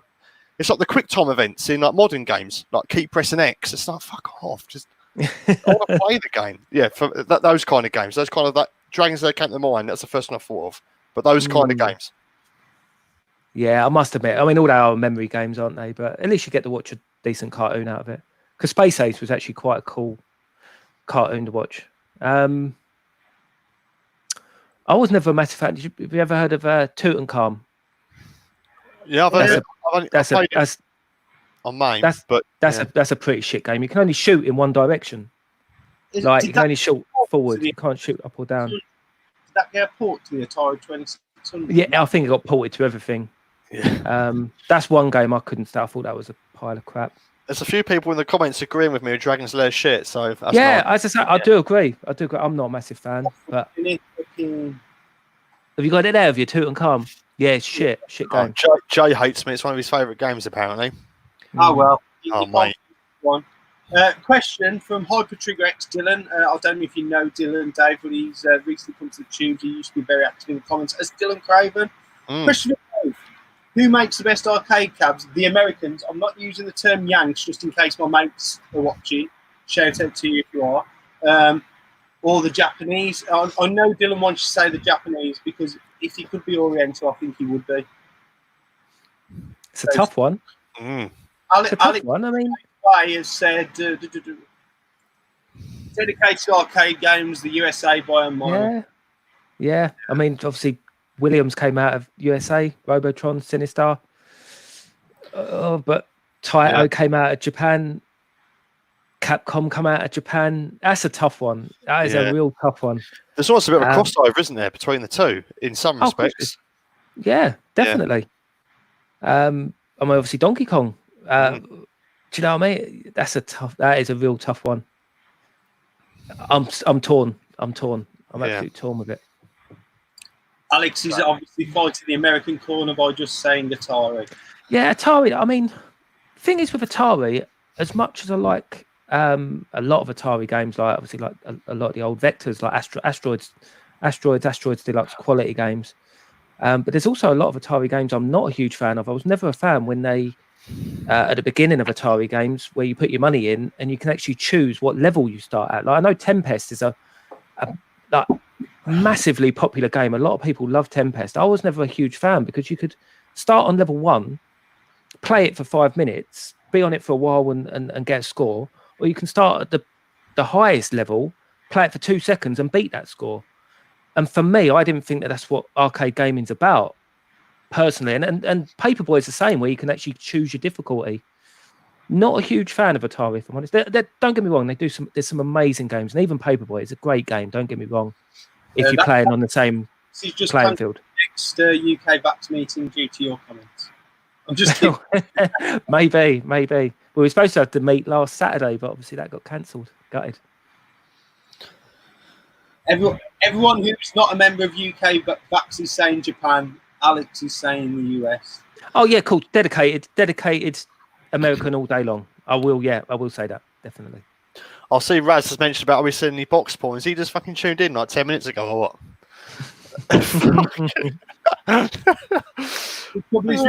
I'll tell you the truth about Raz, right? I'm going to fucking one, he's only just come in, so I've only just started taking the piss out of him, which is a running theme of the truth. Raz has probably only just woke up, right? Because when he was live on my stream, how we had technical issues?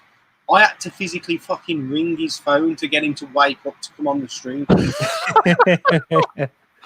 Oh, it's funny. Schmuck Pilot keeps referring to me as Dana Letterman now because. But while we're talking, we're obviously talking. My next question is your YouTube journey. Let's go a little bit down that YouTube journey. Who you used to watch? What made you want to do it? And how do you feel about YouTube? Like the community, has it been a positive thing? Are you enjoying it? So Steve first. I mean, first and foremost, definitely a positive. For ages. Definitely a positive. As I said earlier, I touched on it earlier about all of us being into the same sort of things. Like, there's just never sort of a silence. You see these people at the meets, and you can I come away from them with sore throats where you've just been chatting all day. I mean, that revival year before last, even last year, I couldn't walk 5 steps without talking to somebody else, somebody who recognises you or somebody you just know from the scene.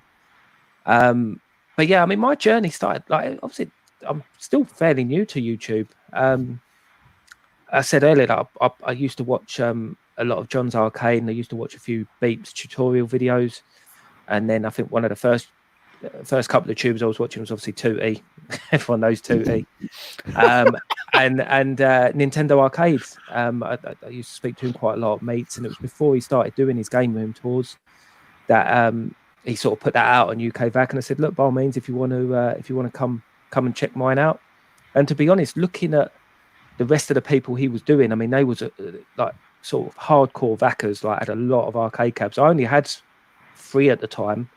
And to be honest, like looking back, if anyone goes back and looks at that video, my game room was really skanky, if I'm honest. It weren't very nice. But I think it was after that, I was sort of quoted on there sort of saying, I've never bought a game that I never wanted to play.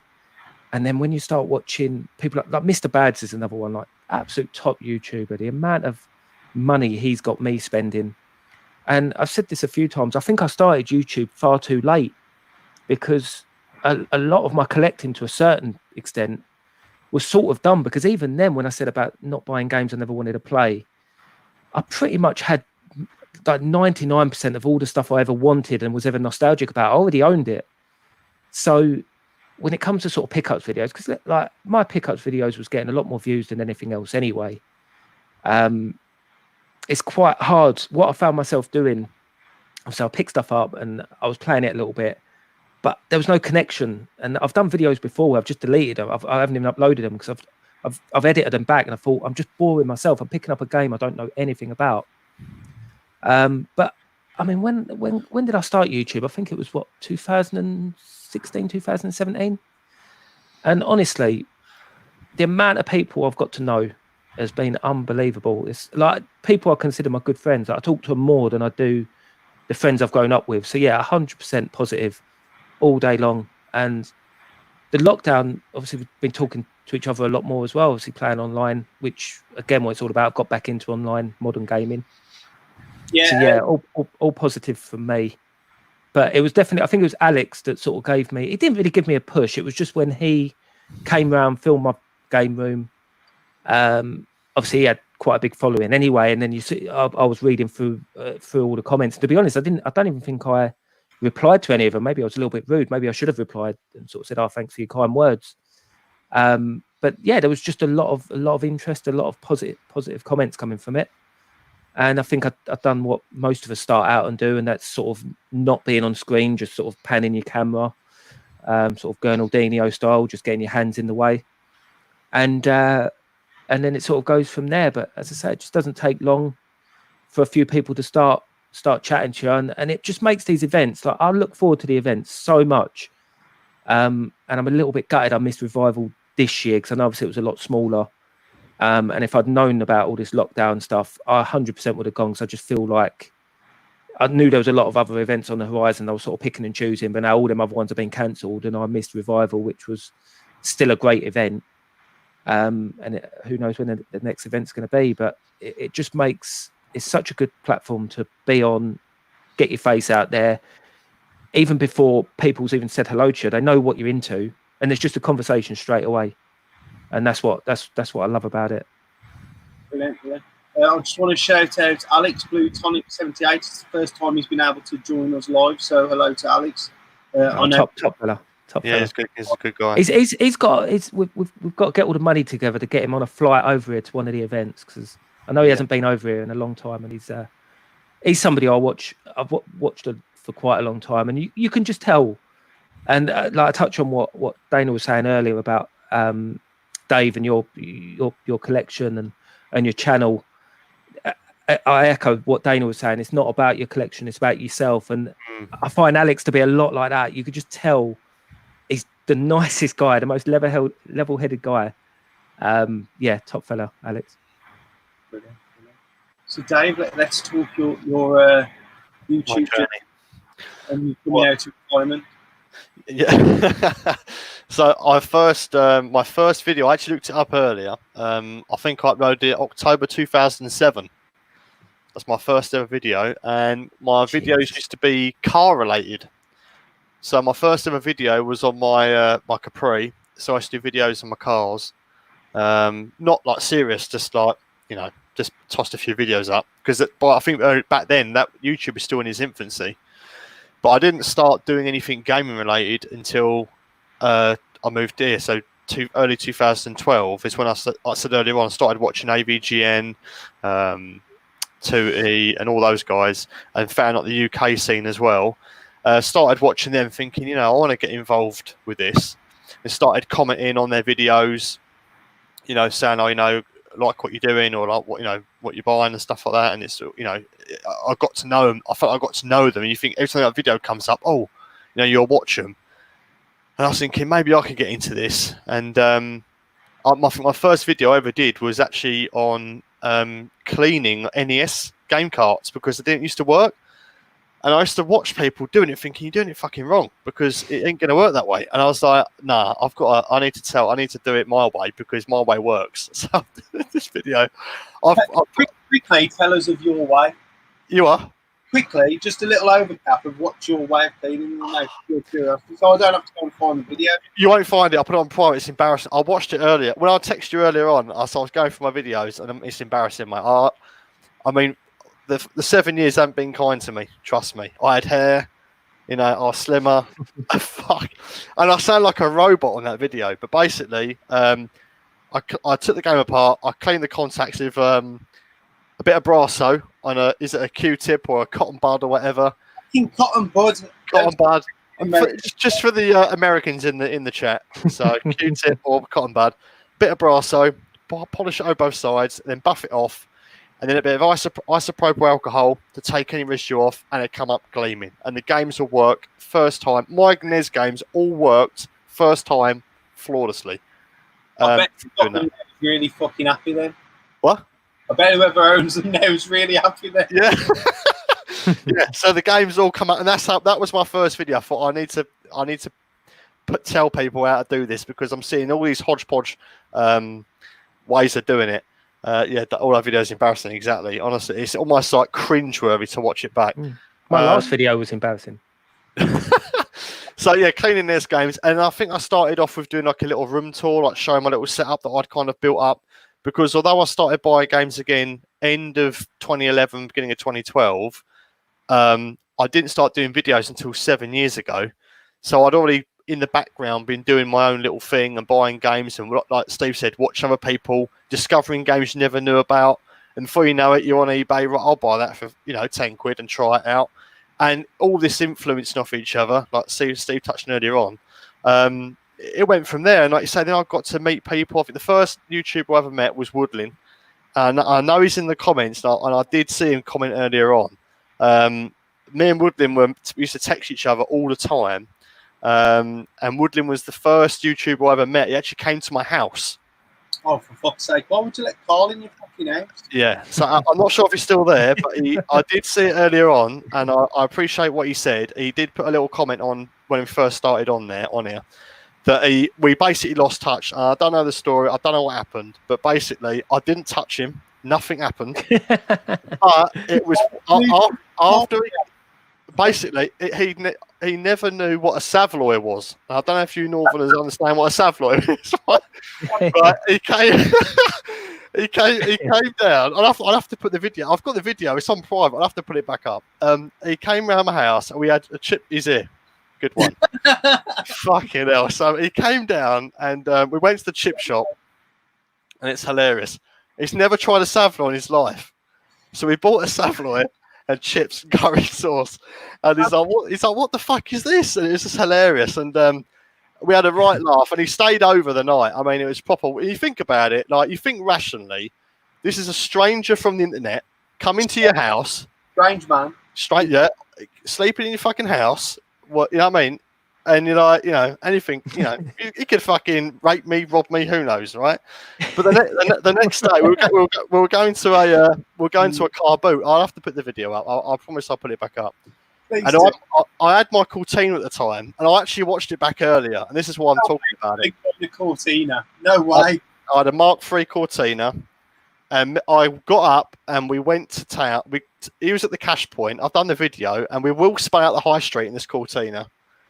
And we went to the car boot, and we were racing around getting stuff to the car boot, and it was great fun. It was a great laugh, and it was after he left the house.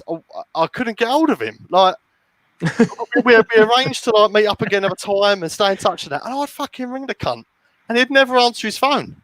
I was like, what have I done? And I was thinking, what have I done? And if he can comment now and tell me, I know he apologised right early on in the comments, and he said about we'd lost touch. And I don't know what the fuck happened to him, but we were good mates, and I felt like, if I'm honest, I felt a bit done in about it. I thought, is it me? I thought, have I done something? I thought we made when you honestly, we would text each other, we'd ring each other like I do with you, Jay, Alex, Daz. Exactly the same thing. He came round, and within like a couple of weeks, gone. I was like, oh, fucking like that, is it?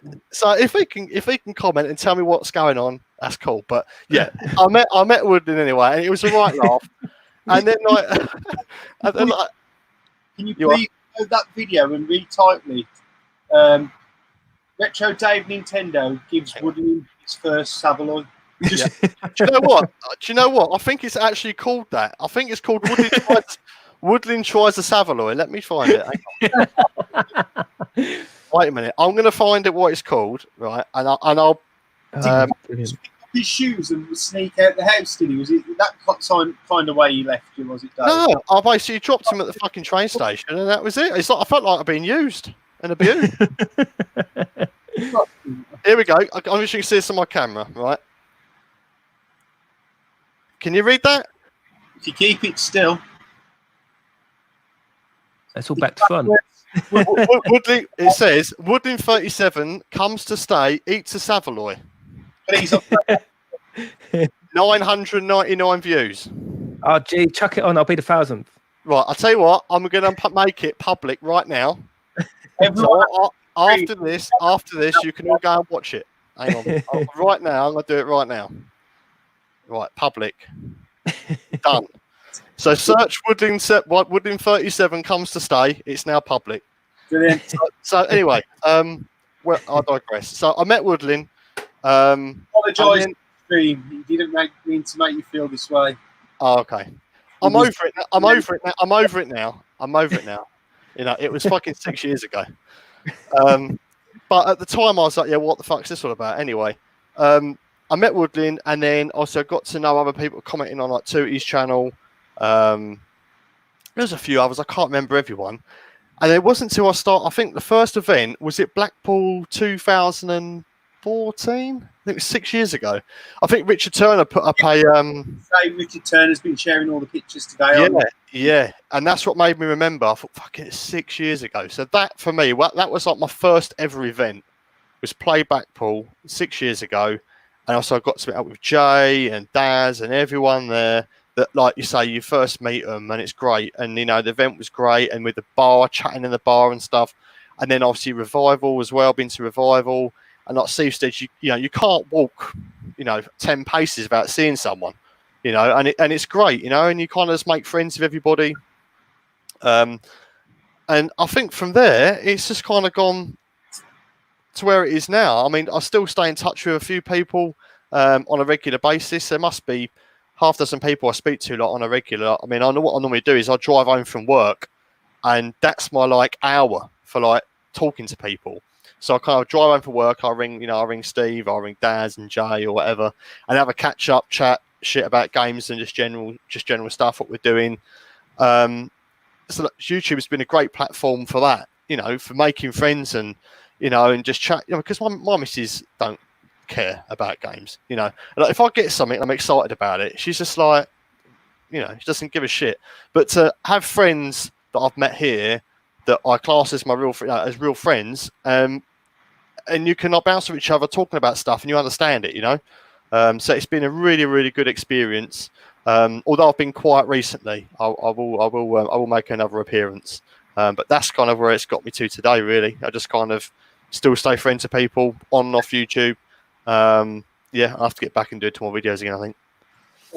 What we like to do on this stream every now and then is like I ask a question to the people who are in the chat, and they put one as a response. So if you want to see a video from Retro Dave Nintendo soon, bang us a 1 in the comments. Hopefully, this is what normally happens: is the comments light up with 1s. But Okay.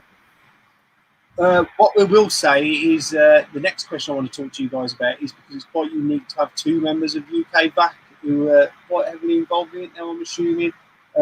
Just tell us a little bit about UK VAC, Steve, and what you sort of do. Like Alex, you go a bit more. I only had Alex for an hour because, you know, he didn't have time for me. Too busy making his eggy mess. He had to go. Well, Alex is probably the best person to ask because he's a moderator on there. But it's a great community. I mean, they're all it's a bit. I would say it's a fairly strange community. I think as with any sort of collecting or any sort of group, you do get a little bit of snobbery. Even in ours, do you know what I mean? Even in ours, like to take the arcades out of it, but any sort of collecting, if somebody's just starting out and they've got like a really little collection, you do sort of hold back a little bit. Don't get me wrong, I've got time for everyone, but if they start sort of like you said earlier, Dana, about PS2, started out PS2, you might sort of zone out, switch off a little bit. And I think the arcade community is no different. They're very much it's such a niche thing that a lot of the collectors have been in it from sort of day dot. Like they might have had collections sort of in the 80s, because that's the other thing as well. A lot of the VACers that it's an older community, I would say, as well. And people like me and Dave were actually really young compared to a lot of them guys. Yeah. Because bearing in mind they were playing games like around when we was being born. They're like 10 years on us, aren't they? Exactly. Yeah. 10, 15 years on us. And not only that, they've a lot of them guys, I'd say they're very technical as well. They're very clever guys. Damn right there. A lot of people like to argue, that's for sure. Yeah. It's a very divided forum, UK VAC, because I mean what I got sort of wind of, you had sort of Jammer Plus. I think everyone started on Jammer Plus, and then there was a few arguments, and then that's when they went their own way and done UK VAC, and now Jammer Plus is gone. Most people are on UK VAC, and you do get a lot of newbies on UK VAC now, because obviously people are getting older now. They've got spare money and they want to buy arcade games. But it's just I think it's a very hard community to crack, in my opinion. Because as I say, a lot of them are in their own way, and when you've got sort of newbies asking really, to them, stupid questions about monitors and things like that, because they've gone through it so many times. It's definitely a hard community to crack, but it is a very good community. It's a very helpful community. Like if you have got issues, there's so many threads there, and there are people that will help you out. But what I find is that they'll help you to a certain point, but you have to be able to, you have to want to help yourself. Because what I find, you find a lot of people just scared to death of these electrics.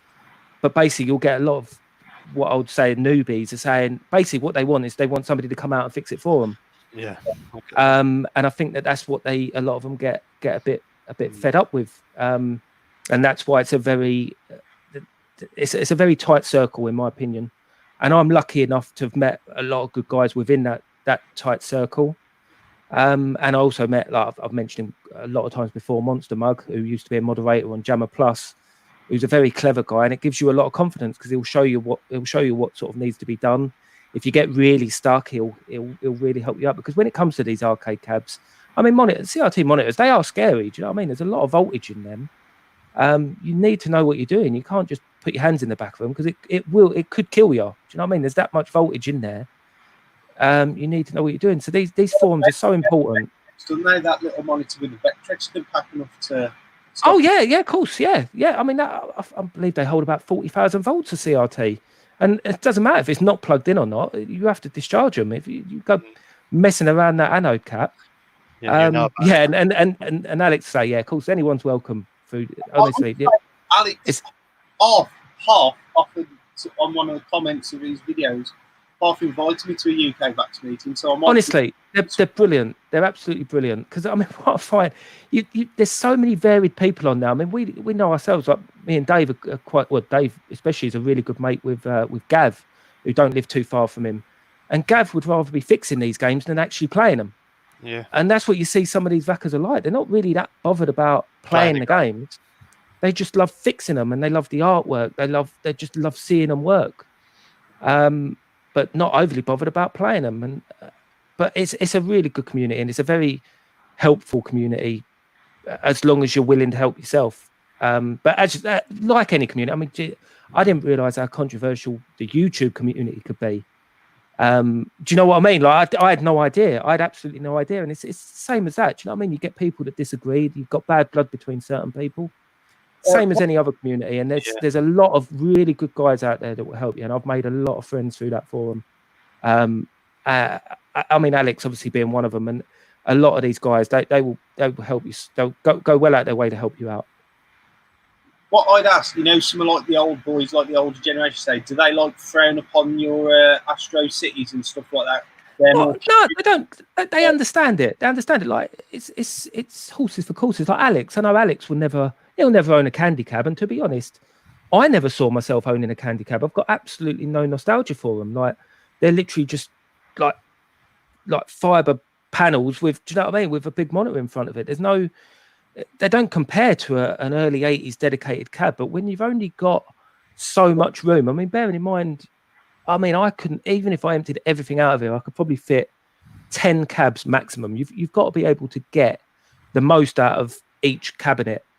And bearing in mind, obviously, where I've got that 10 years on someone like Alex anyway, a lot of my memories from the arcades would have been Jammer anyway. They would have been Jammer games.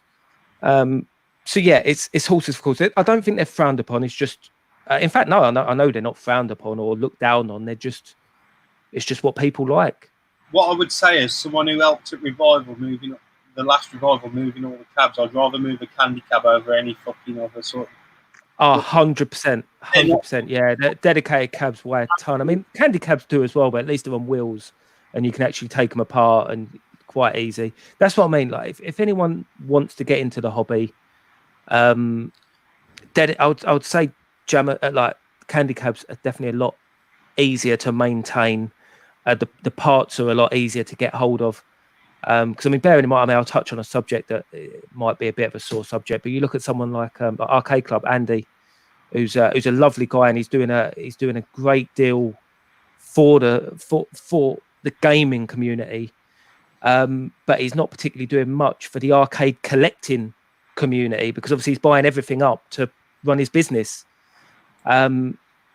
And obviously he's got a warehouse full of monitors. I mean, if my monitor in my Outrun packs up, I mean, they used to be 2 a penny, like literally just get them. And now he's picking everything up. I mean, I know there's a divided opinion on VAC, whether, again, I don't want to talk myself into trouble, because I like Andy. I think at the end of the day, I don't own 20, 30 dedicated cabs, so I'm never going to need them parts. But I can see both sides of the argument, how some people are a little bit like, well, do you know what I mean? He's not selling anything. He's not an arcade collector. Do should he be allowed to be on VAC, like, which is an arcade collectors forum, and sort of buy everything up? Do you know what I mean? Because obviously these guys that have got 20, 30 cabs, this stuff now is so rare, and he holds everything but doesn't give anything back into it. So I can understand, but he does. Do you know what I mean? For the gaming community, it is amazing. It's absolutely amazing, them places he's built. I get that as well, because again, any purchase he makes, it's all tax deductible for his company as well. So it's an investment for him. Whereas, but money aside, like as I say, money aside, when you look at from an arcade collectors community, obviously he was a massive arcade collector, but now he's a business. He's not an arcade collector anymore. It's a business. And don't get me wrong, as I say, he's a lovely guy. He's a lovely guy, Andy. I spoke to him numerous occasions, and I spoke to him about, does he have this? Does he have that? But he wouldn't sell anything. He wouldn't sell anything because he needs it all himself. But as I say, from a gaming perspective, do you know what I mean? And to keep obviously interest in the retro gaming community, like top fella, like, do you know what I mean? Them places, I love going to them. Absolutely love it. just a bit from you, Dave, about UK back in your opinion of it, and then we'll get on to Alex Duke's question I've just highlighted. Again, very similar to Steve. I'm not on UK back all the time. I mean, admittedly, I use it a bit to obviously find the games I was buying. I often follow the thread, you know, the for sale thread, with that Ken guy that ships them over. So that's where I normally will be looking, is for the for sale section. I have obviously sold a few things there before, put some wanted ads on there before, but a lot of the people I got to know on there were probably through Alex. Because I went to Alex's house, and he had people at his house that were also on the forum, and I got to know people that way. So I didn't get to really know everyone via the forum. It was more around, you know, being with Alex and meeting people there. That's how I got to know people, like, say, you know, like Steve and everyone else. But yeah, I mean, I really kind of only use VAC to really look for stuff that's for sale, and you know, I don't really put anything up there, like any threads on fixing anything. I think there's a lot of that from professionals. You know what I mean? I think for me, it's more of a platform to see what's going on, any events that are going on. But yeah, it's a good format to have for definite. And like I say, I agree with what Steve said. I mean, at Arcade Club, I mean, it's such an awesome place. You know, it's like I try and go there at least once a year if I can. It's just a great place for gamers to go, for sure, for definite. But like I say, getting parts now is a nightmare. I mean, Steve, where did you drive? Pick up that monitor for me. Cornwall. No, not for you. me. No, it was East London. Yeah. That one. Yeah, so trying to find a monitor for a cab now. You want to find a 19-inch CRT with no burn that works. You're looking at 150 quid. You know, and you're gonna have to travel hours to get it. You know.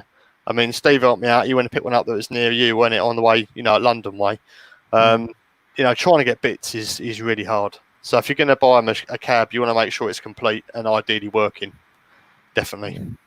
Yeah, because I said Cornwall first, because I went all the way to Cornwall and back to pick up a monitor. Yeah. And 19-inch monitors. I'd say 19 and 14 pretty much on par with the most popular monitors that were in a dedicated arcade cabinet. And yeah. I had literally it was like a 12-hour round trip to pick up a monitor, and this is what I'm saying when it comes back to Andy, like he's probably got the best part of 600-700 monitors all in storage. Do you know what I mean? But it is what it is, as I say. Yeah. I can see the argument from both sides, and to be honest, if I had 20, 30, 40 dedicated cabs, I think I would have the ump about that as well. But luckily, I say. That's why I quite like the Candies. They're quite easy to get the parts. No worries. So he's kind of cornering the market, is what he's saying. It kind of happens in all things where something can become a business. Oh, of course. And, yeah. You know, it happens. But as I say, it's one of those. It's like a double-edged sword, isn't it? We can't get parts, but we still have a great place to go to. And to be honest, having that actually makes me not really want to own a line of dedicated cabs, because I think, well, actually, at these meets. And that's the great thing, like, because we're all quite close. Like, if I want to go and play a Donkey Kong, I'll just go around Dave's, or do you know what I mean? Like, you go around Alex's, and you played these such great games. Yeah, and that's what I like. You don't need to own everything, in my opinion. What I'd say is that's pretty much like, when I go to a gaming event and Andy Brown will be there, like who runs the event, he can turn up with wedges of thousands of pounds to buy a lump of stock, and I might miss out on the one item I want because that's all. He pretty much did that at the last Doncaster because there was a House King's place, and Andy was there. He was just chucking wads and wads, picking all the best stuff out. And again, he runs that business, so he needs that stuff because he uses it for play. Obviously, he does it for reselling. Again, someone like myself who wanted one system for myself in my collection, then missed out. So it happens in all forms of the hobby. Yeah, of course. Yeah.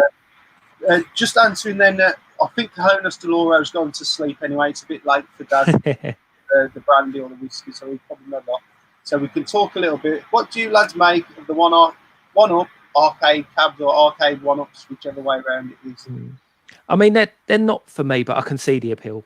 Do you know what I mean? An LCD flat screen, not a huge fan. It's just not the same. The control panel's not the same. I've heard they were quite cheaply made as well. But do you know what I mean? Like a lot of us are in this for a hobby, which we all are. If that's all you got space for, do you know what I mean? A lot of these people buying them, they just want the nostalgia boost. To them, they won't see the difference.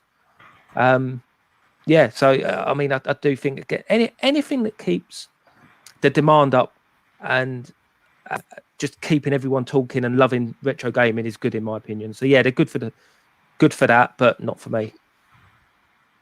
Yeah, I kind of echo what Steve's saying. Really, I think like I say, not really for me. Not really a fan of the flat screens.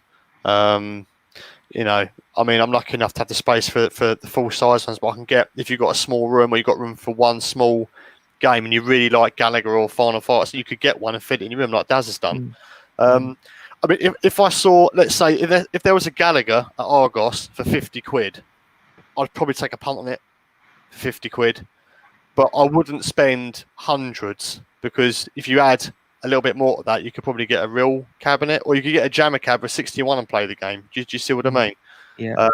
Again, not for me ideally, but yeah, I mean, if it was 50 quid round the corner, I might take a punt, but it wouldn't be something I'd personally look to collect. But they are. Yeah. See, I don't know anyone but Daz that's got them, and I can't believe he's gone from candy cabs to getting arcade one-ups. That was my question, because I was like, instead of is there on average 3 games on each one? Something like that, yeah. I mean, I don't know what the emulation's like. I mean, the emulation might be quite good, but you're talking like he had a great setup, Daz. He had his horizontal, he had his vertical, and he's gone from that to the one-ups. I couldn't understand it, but we all know Daz, and we all love Daz. He's all or nothing. Yeah, he'll have them back. He'll have them back. Yeah, he'll have them back next year. Exactly. But I'm thinking, because really he's limited himself to 12 games out, but I think he's on about putting a pie in one of them or something like that. I know Beeps has put pies in them for people before, so I know that's possible. I mean, obviously it's possible to put a pie in anything, but yeah, as I say, it's anything that keeps the retro gaming alive. I'm happy with. Not for me, but I can see the appeal, especially for kids as well, because that sort of height as well. And people like that. Exactly. Yeah, anything that keeps Gus happy is good with me. But yeah, no, I can't see me ever owning one. Unless, I mean, if they brought out SiniSteve with the proper controller, I'll be tempted. But again, like Dave, 100 quid, I'm in. But above that, no. 50, yeah, 50 quid, I'm in. But more than that, because that's what I'm saying with the whole controller thing. The controller is at least half the game. Because I know obviously they brought out a Star Wars one, and obviously that yoke controller is really rare and expensive. And I believe, from what I've heard, it's not as good as the original one. Was all metal. It was really nice, really well made. I think the one-up one was all sort of plastic. But playing that game, because obviously it's a really, it's not rare, but it's a really expensive game, Star Wars, the arcade cab. And obviously it's that yoke that sort of half makes it. So if you can play that on, albeit a smaller cab, not Vector, do you know what I mean? I can see the appeals. I mean, bearing in mind a Star Wars cab, I mean, what's that now? About $2,500, $3,000. And it will probably break within a week because it's got a Vector monitor in there. So yeah, I can see the appeal. But for the purists, they definitely, you say about the candy cabs getting looked down on, you'll definitely get looked down on a little bit. Well, But I'd Alex, say each their own. Each their own. all Alex keeps doing is poo emojis and tell everyone to get Jammer. Has Alex got a big pile of Jammer part supplies that he's trying to shift? Because that's all he's been. Everyone go to Jammer. Have either of you played on one of them or even handled one of them? So I've not seen one physically or touched one physically, so I don't know. I've never seen one in person, played one, no. No, me either.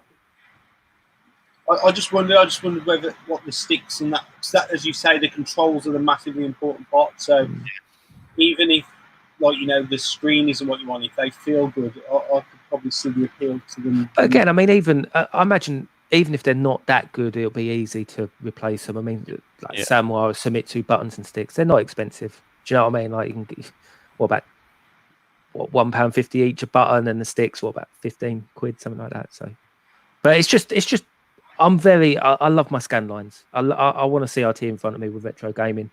I find it very hard to play old games on newer screens. It just doesn't have the same feel. Yeah, I agree. Like, you know, literally anything up to what Xbox 360, my PS4, my Switch, and obviously my Xbox. They all go to my modern TV. Everything else goes to my Bang & Olufsen, as you say. It just looks right. It just looks and feels right, as you say. Yeah. The only other time they ever actually get hooked up to my modern TV is if I am streaming and I have to go through my Elgato, and then I have to use like my SCART converters and stuff like that. But if I'm playing myself just for my viewing, it's always through that CRT, the Bang & Olufsen, for sure. So my final question is, have you got any future plans to do any videos? That's today, Steve. You know, have you got anything coming up that you want to feature? I've got to stop being so lazy. I mean, the trouble is with me, I don't really do videos when the wife is still up or my kids are still up. So I sort of do it, not necessarily in secret or anything like that, but I would never come in the game room and start talking to myself with the wife sitting next door. So I usually do my videos like late at night, and I don't know, I just haven't had much time. But as I was saying earlier, I've done a complete revamp of my gaming setup. So all my consoles, my monitors, and what they all sit on. And it's I've really got. I did sort of start documenting. I did take video. I mean, I know I showed some bits in the WhatsApp of how many cables I'd run in and all that. And it was a big job, and I'm really happy with the way it's turned out. So I'm definitely going to document that. I can see Gernaldino 1K sub special. I mean, what would I do? I mean, I don't know. Get on a camera and thank everyone. I don't know. I don't know. Is there someone's VR response that you could do as a? I tell you what, I meant to do. I should still do it for Flashback TNT. He tagged me for the 90s questions. I'll do that. I'll 100% do that within a week. Okay, awesome. So I will say, I'll tell you what you could do for your 1,000 subs special, Steve, which would be good for everyone in the community. You set a VR for everyone. Okay. Sure. And set it to the community, and everyone who's in here, they'll do a response. Okay. I like VRs, and you know, reaching a milestone on YouTube, like you say, your first 100, your 500, whatever. Yeah. It's a good opportunity to chuck something back out to the community. Oh, 100%. I mean, that was one of the main reasons I got into YouTube anyway, because I enjoyed watching so many else's channels, and obviously we're all pretty much like-minded. And I thought, actually, now to give something back, you know, I will get my stuff out there and give my opinions and what I like, what I don't like. And yeah, I'm very, very much in that mindset. It is a community. It is a big community, and if because I love when certain people upload, I'm straight on it. And if I'm like that to certain channels, and some other people, crazy as they might be like that to me. So I do feel like, yeah, I should be giving more back. And I do want to do more videos. I really do. But it's just, obviously it was 2 kids. That's what I shouldn't have had kids. Uploading every week if they weren't for kids. We've had a designated console room and then just downstairs for arcades, for sure. I could have done. Yeah, this would have, exactly. That would be amazing, actually, Dana. Like, 'cause I've said before, I mean, to be honest, I still like having everything in the same place, but it would be nice to have. I would love a double garage. That's what I would love. That's the perfect size. Double garage would be a killer game collection, console setup, and about a dozen cabs. I think a dozen cabs would be spot on. I'll say this on air, as I said off before we came on. Congratulations on the 1,000 subs. Yeah, no, cheers for that. Thanks for the support, everyone. I know you got me over the line, Dana. Really appreciate it. Anything I can do to help. Also, I don't think he's in the comments tonight because I know he works tonight. But Retro Red Steve, congratulations on going over 500. Nice. Oh, wicked. I know he'll be listening to this the next when he's at work. He likes to listen to him to pass a couple of hours of work. So fair play to him. Congratulations to Steve on that one. So no pressure, Dave. What we got? Honestly, it's been months since I've actually done a proper video. Not even been on camera. It must be 5 months. Something crazy. It's gone so fast. Yeah, I think I'll get back into it. I think it's the easiest thing to stop doing, and then the hardest thing to get back into doing again. Like you think, where the hell do I pick up from? I think this has definitely been a good start to get back into it. And I really appreciate your comments about, what we spoke about earlier about, it being me and not about just the games and stuff. I do appreciate that. And I appreciate everyone in the comments that have put a one up as well.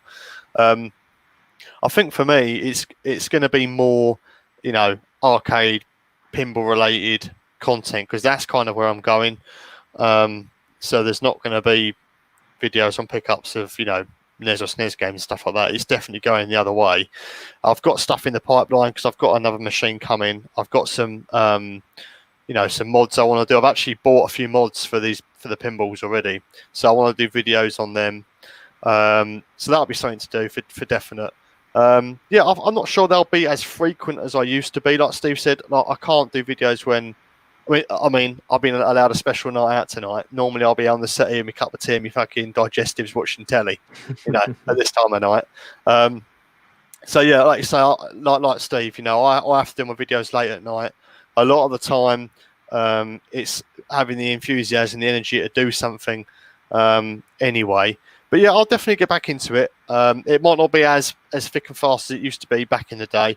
But then again, I see YouTubers like a bit of a relationship. When you first meet a bird and you're fucking on it every 5 minutes, and you're all excited to go and see them. You want to bang them every 5 minutes, and then when you've been with them 7 years, it gets a bit boring. You know the theme. It's the same thing with YouTube. I think it's got a little bit for me. It got a little bit stagnant, a little bit like, how long am I going to keep on doing the same thing? But maybe I'll come back and do some, like I say, chip in a bit more, do some VRs, do some videos. Yeah, see what happens. But I'll tell you what I will do. Like I said to you, Dana, the other day, a lot of my old videos I put onto private. Not necessarily, part of it is because I think, oh my God, this is embarrassing to watch back. But a lot of it I felt was because those videos aren't relevant anymore. I felt like if someone came and, there was a point where I very quickly dabbled in like figures. I kind of had this little bit of a nostalgia kick on like Ghostbusters and stuff like that. And I bought some figures and I started getting a few of them. And I quickly thought this could be a slippery slope to disaster. So I quickly put a lid on it and thought, right, get out of that.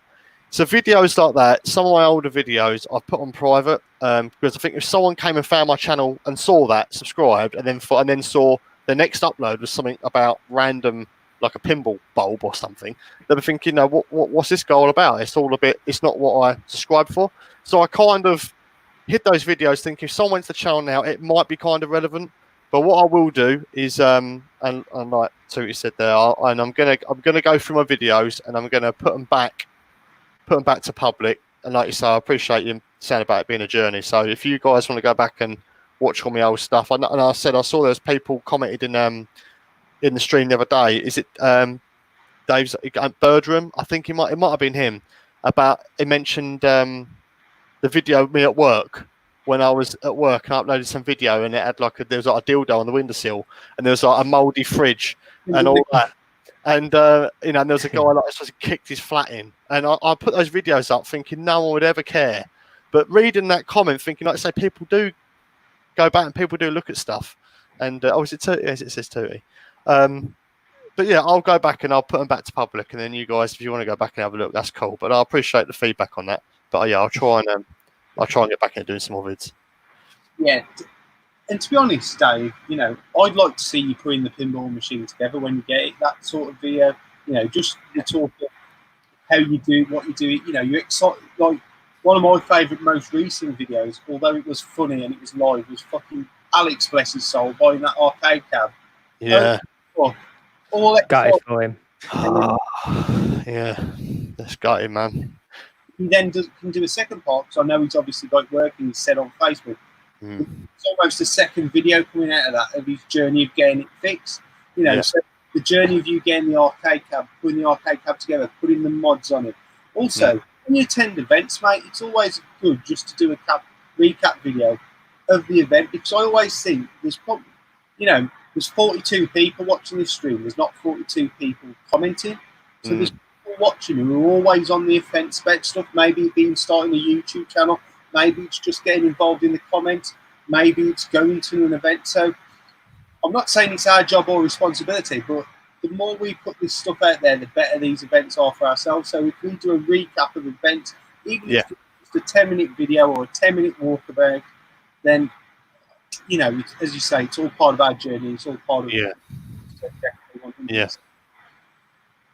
But anyway, we are on the 2-hour mark, so it's gone well tonight, guys. What I would say is you've been a great pair of guests. I knew you would be when I got you both on together. It's flown superbly. Thank you both for coming on. I'd like to thank all my guests, because without you guys, this would be boring if it was just me for 29 streams just talking. So thank you for giving up your time. Thank you for sharing your stories, because that's what we're all here for. What I'd like to sign out with is just a message each from you guys. So if Steve wants to be first, message to everyone who's watching. Just stay safe, guys. Just stay safe. Hope you're all doing well, sort of financially as well, because obviously that's a bit of a worry with jobs sort of going here, there, and everywhere. And hopefully get some gaming in. Well, we've all got to stay in. Those on the front line doing a great job. Obviously, Holster, she works for the NHS, doing a fantastic job. Really grateful. But yeah, just stay safe, guys, and hope to catch you soon. And thanks a lot to you, Dana, as well. You're doing a great job with these streams as well. Cheers. Thank you, Steve, mate. Appreciate that. And message from you, Dave?